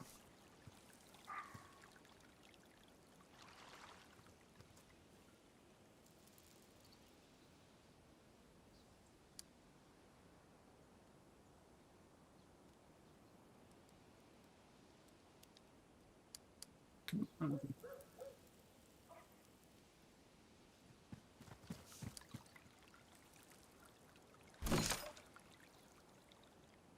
Where am I?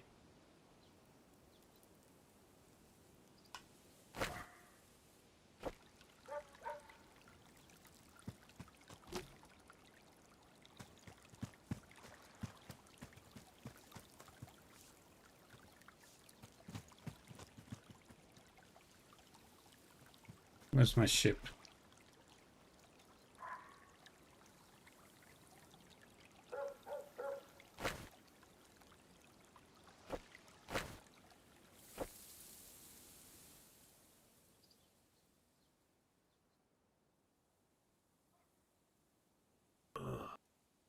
That was a weird bug. St. Wilfrid's Church. Centrally placed in wealthy church. I could raid it.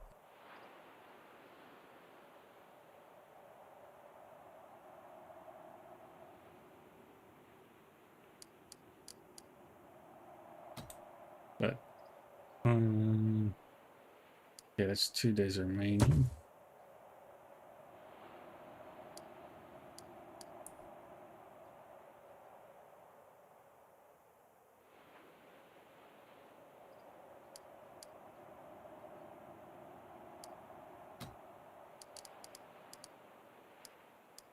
Take you. Take you, take you. Not you. Take you, and take Aegis. Everyone else needs healing, and Leafer is not a combatant.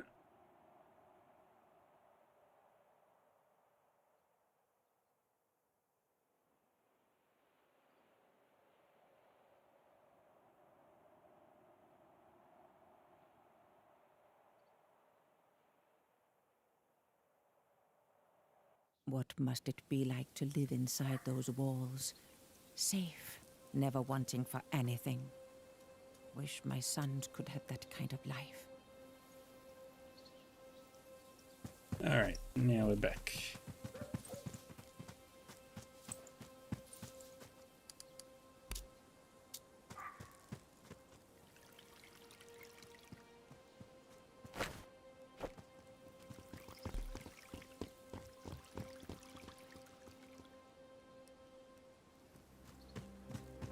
What do you sell? You find yourself almost supernaturally drawn to a stall stacked full of pelts and weapon parts. The man in front of the table was clearly born to man a stall. He is round of belly and red of cheeks, with a friendly smile permanently affixed to his face, and a voice that booms across the busiest part of Market Street without at any point becoming obnoxious. He beckons you closer and invites you to gaze upon his abundant selection of merchandise with a sweep of his hand. Welcome, welcome, Norseman. I was wondering when you'd pay a visit to my excellent stall. Your reputation has preceded you here, and I've heard nothing but good things. A friend of Northumbria is a friend of mine, and I can assure you that my prices will reflect that. Let's see what you're selling. You sell wood. Good.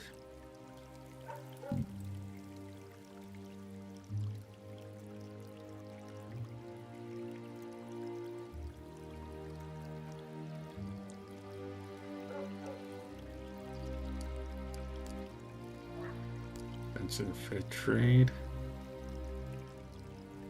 That's even better trade. That's absurdly good. That's insanely good. Now it's starting to mellow out a bit.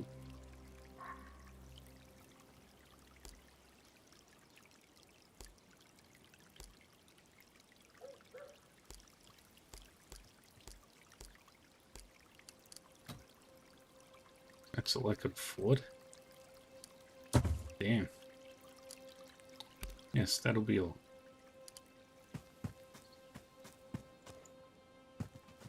Okay, it'll be a while before that's finished.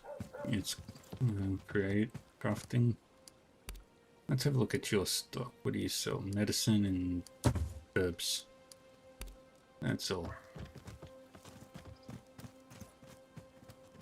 Don't think they'll sell thralls here. The thralls are very expensive to begin with.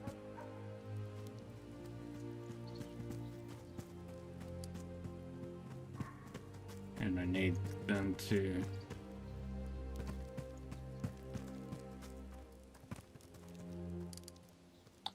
You're a rough-looking group. Not here to cause trouble, I hope. Okay.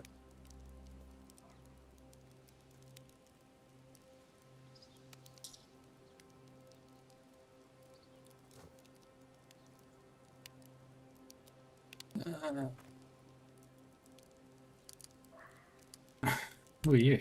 My name is Sika. I'm responsible for all bounties on the outlaws of the kingdom. Look, I don't know you well enough to offer much. Can't send strangers out to enforce the king's justice.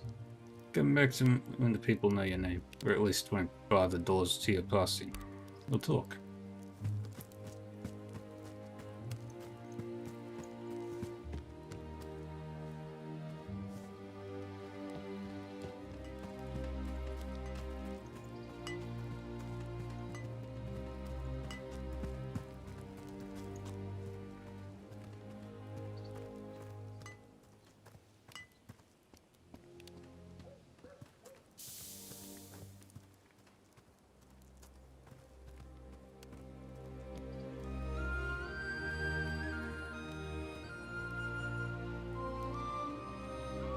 For fuck's sake.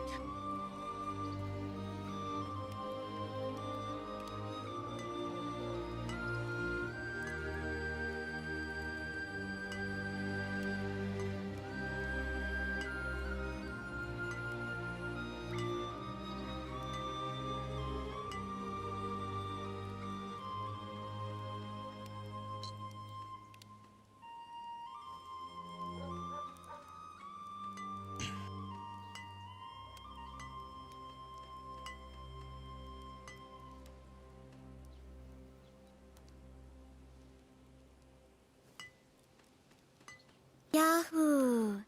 Hey, Omega. Hello, everybody. Welcome, Raiders.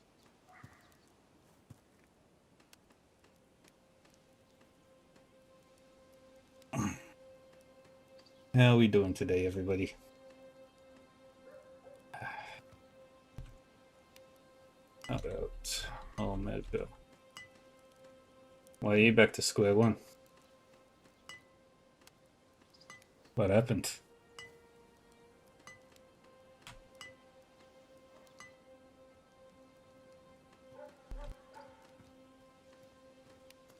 Oh.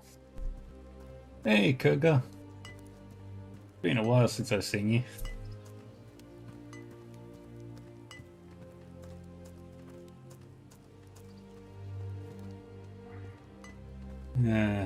You played. You had to do a Nuzlocke, didn't you? How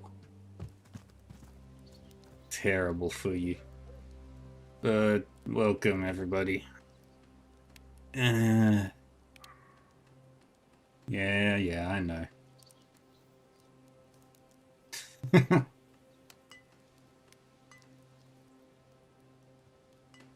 Well, if you like Pokemon, might I suggest Koromon? It's like Pokemon, but with more customization on the rules. Including only catching Koromon of a specific quality. Being able to steal Koromon from other trainers. Randomizing all the Koromon. On a rotating schedule. Sounds fun. I am myself currently recovering from a 16-hour stream by streaming again literally 11 hours later. Well, technically 8 hours later. That's when it started. True. But can you have every Caramon take on the form of a single, like, Caterpie? But you never know what exactly it is you're going to be taking on? Because you can do that in Caramon.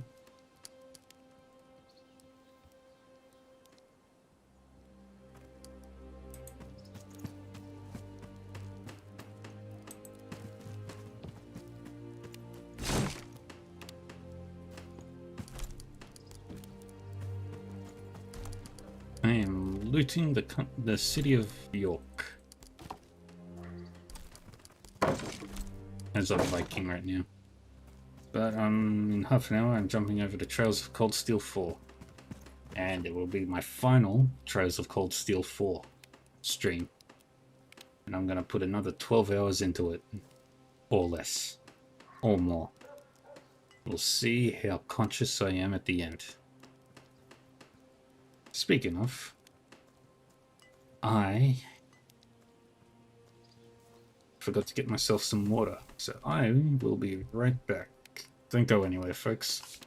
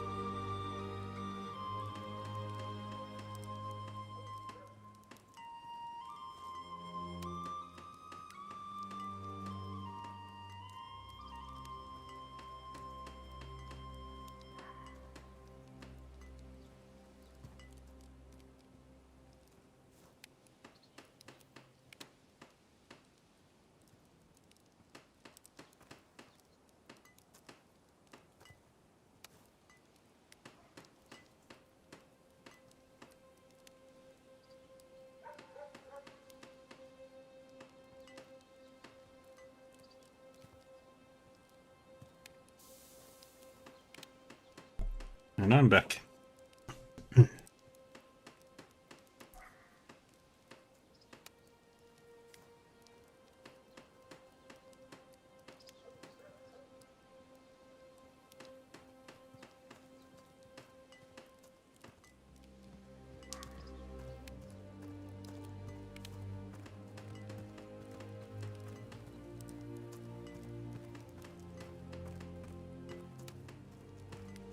Alright, I'm back and ready to go. What was I doing? Alright, I was going to talk to that lady in just a moment. Right now, I'm upgrading skill points.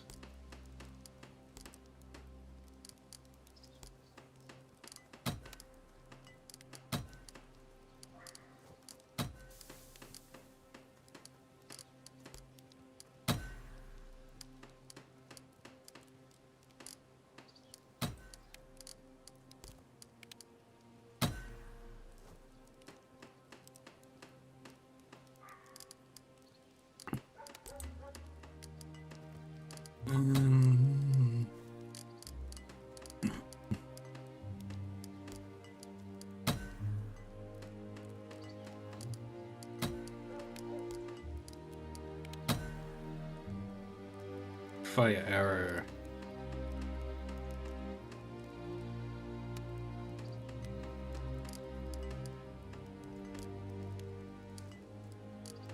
You.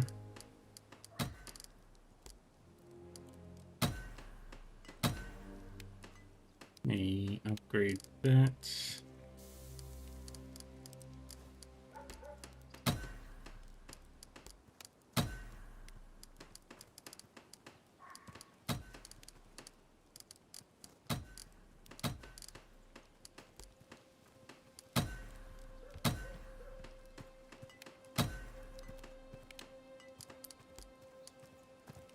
Alright, kettle.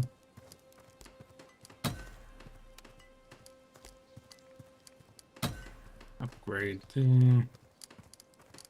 Need to spend another 56 to max out bows.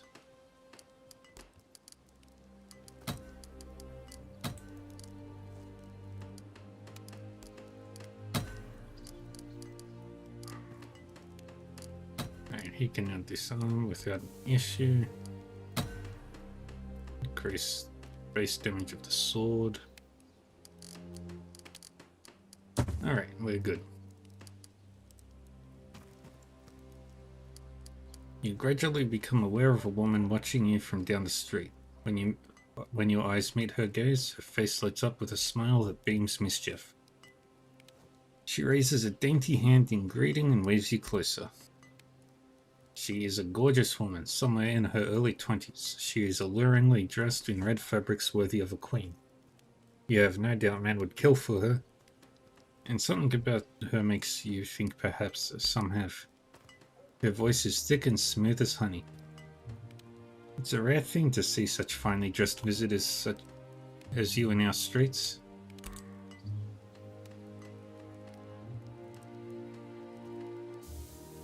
She leans slightly to look past you, letting her eyes glide slowly across your herdmen. With a retinue like that, you must be some manner of queen?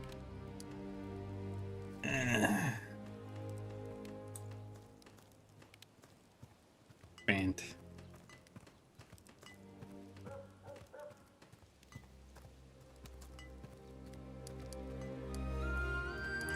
I am Bersa, Thane of Skjern and Jarl of Orkney. Her eyes are drawn toward Ersleif, and you notice her take a small step towards him. They're clearly based on your introduction. Her next request is directed towards the combatant. You speak in such a strange way, while you say something in your own language. Ersleif casts a hesitant glance in your direction, but finding no help there, he thinks quickly and responds in the Danish tongue. You are a very beautiful woman. For you, I would say anything you ask me to. She conceals her smile coquettishly with the back of her hand, but she cannot conceal her excitement. That's beautiful. It sounds like a heathen spell almost. My name is Kiri, widow of the merchant Baldred. I am honored to meet you. Ersleif takes her hand and gently touches his lips to the back of it. The honor is all mine. Blatantly smitten, Kairi places her other hand atop Ersleif's, sandwiching his hand between hers. She addresses you again, yet taking her eyes off of your combatant. I don't wish to impose upon the people of your standing, but you fascinate me. Will you consider lending me your aid? Ersleif gives you an imploring look, bordering on desperate.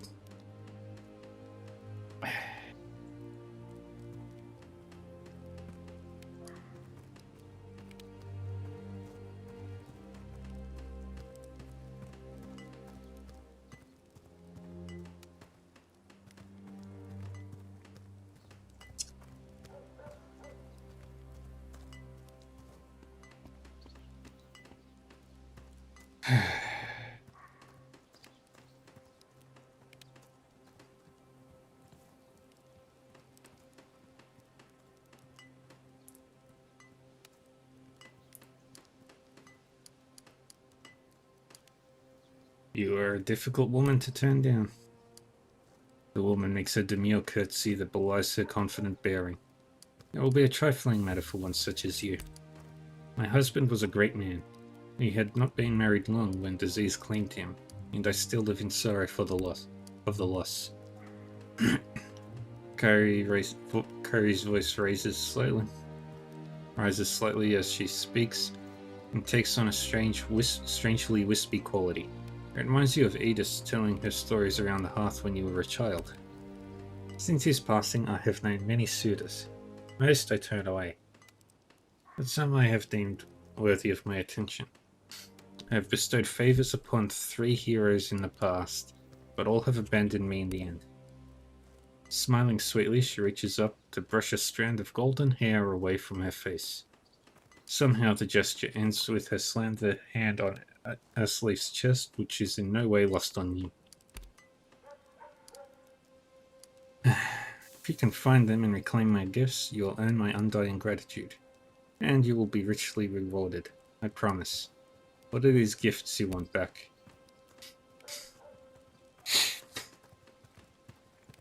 As she speaks, she counts on her fingers. Here in York,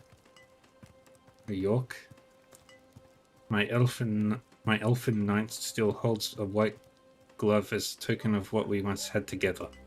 In Scarborough, my poet carries my fairy ring, doubtlessly close to his heart, that though he too fled me in the end. A grey sadness comes over her. In far to the north, in the capital of the Picts, my bear still has Woden's horn, that I bestowed upon him before I knew his cruelty. If you can retrieve these past favors for me, I will give you a favor of your own, one that is worth more than the other 3 combined. I'll do my very best to retrieve your favors, laughed the Kiri. I will be eagerly awaiting your return, my mysterious stranger. Edith lets out a bemused grumble. Been putting too much stock in her childhood fairy tales, that one. Alright, I don't think I've got anything else I need to do in this town.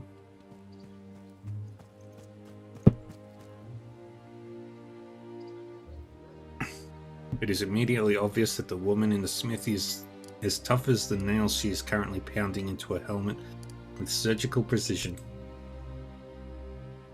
She responds to your arrival in her workshop with a nod and a look that simultaneously communicates that yes, her being here is unusual, and it's okay to think so, but if you dare to voice such an observation out loud, she will be very disappointed with you.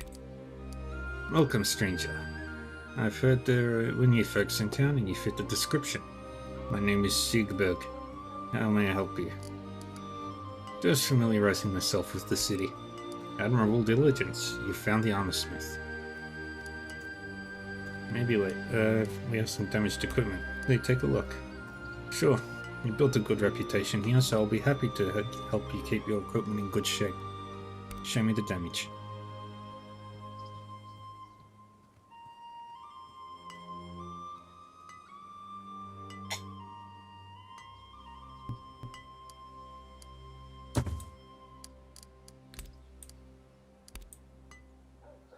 That's not the crafting side. That's not the repair side.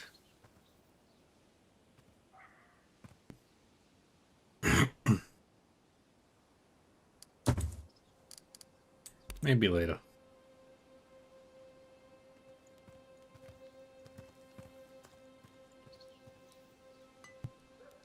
Alright, let's grab...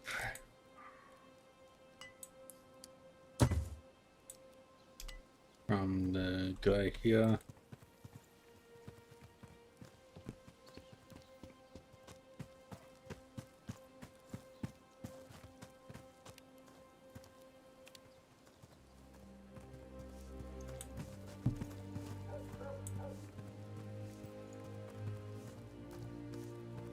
You find a man matching Curry's description of her elfin knight sweeping in front of his house in a not-so-elfish manner. He becomes very ill at ease when it's clear that you mean to speak to him. Was all. Good day, friend. Do you know a woman by the name of Kiri? The man is holding the broomstick in front of himself like he's trying to hide behind it. She chose you, really. There's a sharp edge to Elsleif's voice. As a matter of fact, she chose me. Are you fully aware of what you've gotten yourself into? Kyrie is beautiful, that's true, but she's not normal. What's that supposed to mean? And the whole thing with me being her elfin knight, what title should she grant you, her fairy princess? She's obsessed with these whimsical tales. If you feel that way, why did you even keep the glove? Well, I suppose it was rather sweet at the time. The glove is a keepsake, reminds me of our time together. I used to think that I would marry her. I'm willing to pay for the glove. I'll give it freely if you're so intent on it. It's worth nothing but for the fond memories tied to it. The man ducks into his house for a moment. When he reappears, he's holding a fine white glove, pinched delicately between the index and thumb. I warn you though, Kyrie's other paramours will not be so easy to part from their gifts. The one she calls her poet I've met. He's a real sweet talker. I've never met the other one, the man from Picked Land. I've heard the stories though. He's a jealous man with a violent temper. You should watch out for him. I'll be careful. The man nods, uncertain. Then I wish you good luck. One final thing. Please, beware Kyrie's charms. Remember how alluring she can be. She can drive a man to horrible deeds.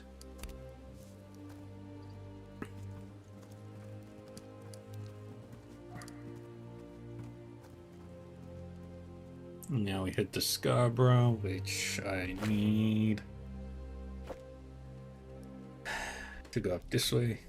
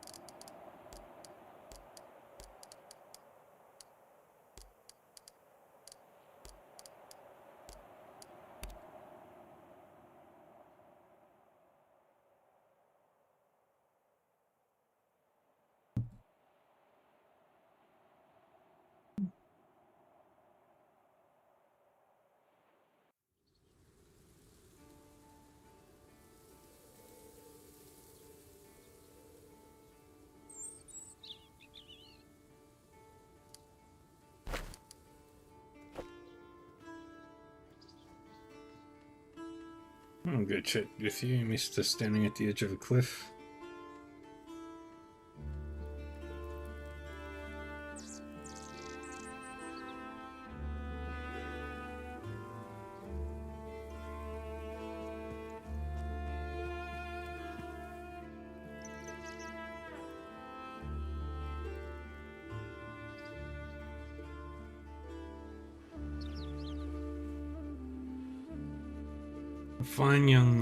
A young man with finely sculpted features sits at the edge of the cliff, staring pensively at the breaking waves.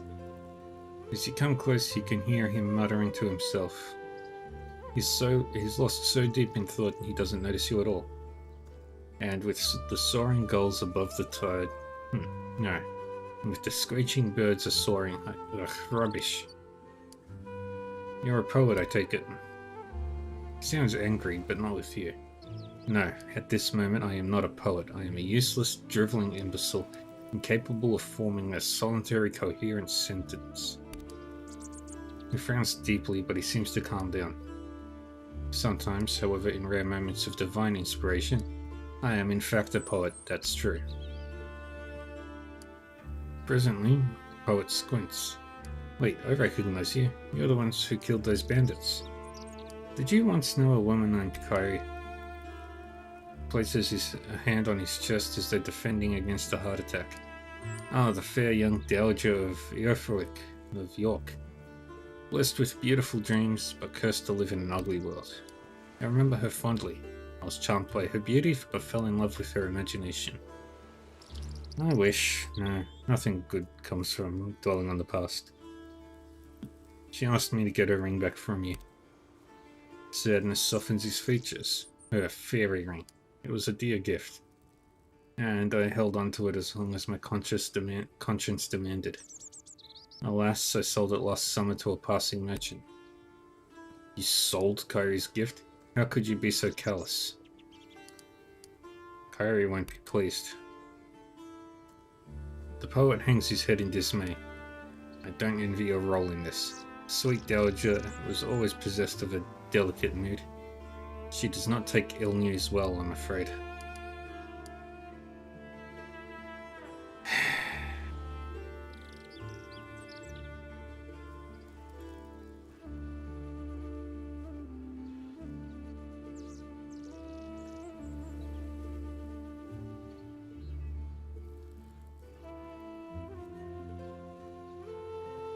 I'll tell her what you've done, then we'll see.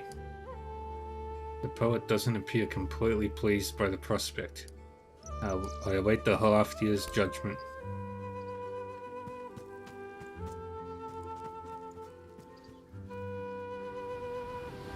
Now, my boat. I have a boat. I have a boot.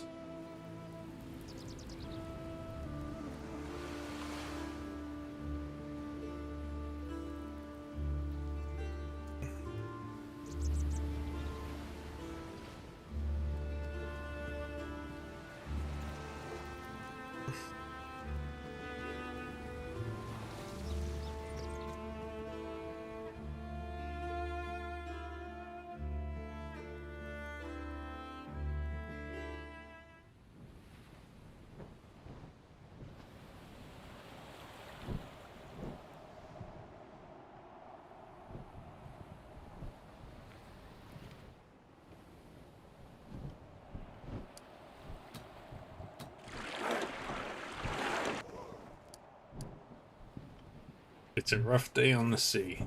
Thor races across the sky and his chariot whips up the waves into a frenzy.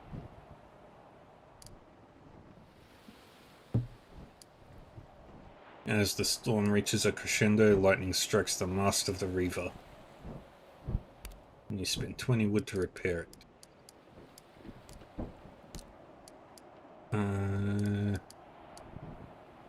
You. With Hearthstone's help, you repair the mast as best you can.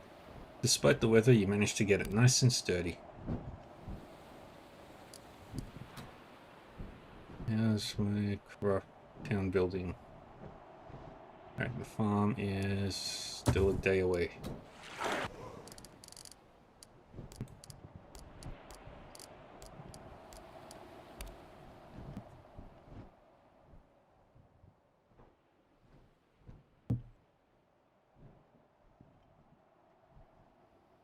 But that's as far as I can do today.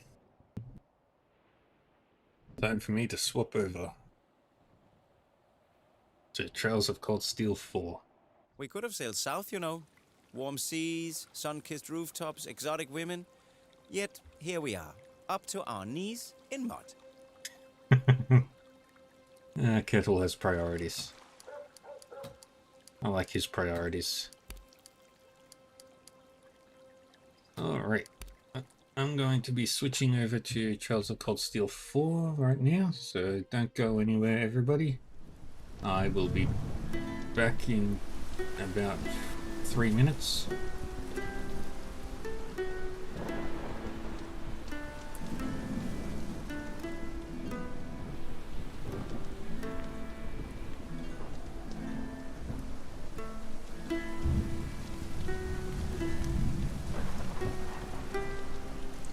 Yeah. So don't go anywhere, and I'll be right back.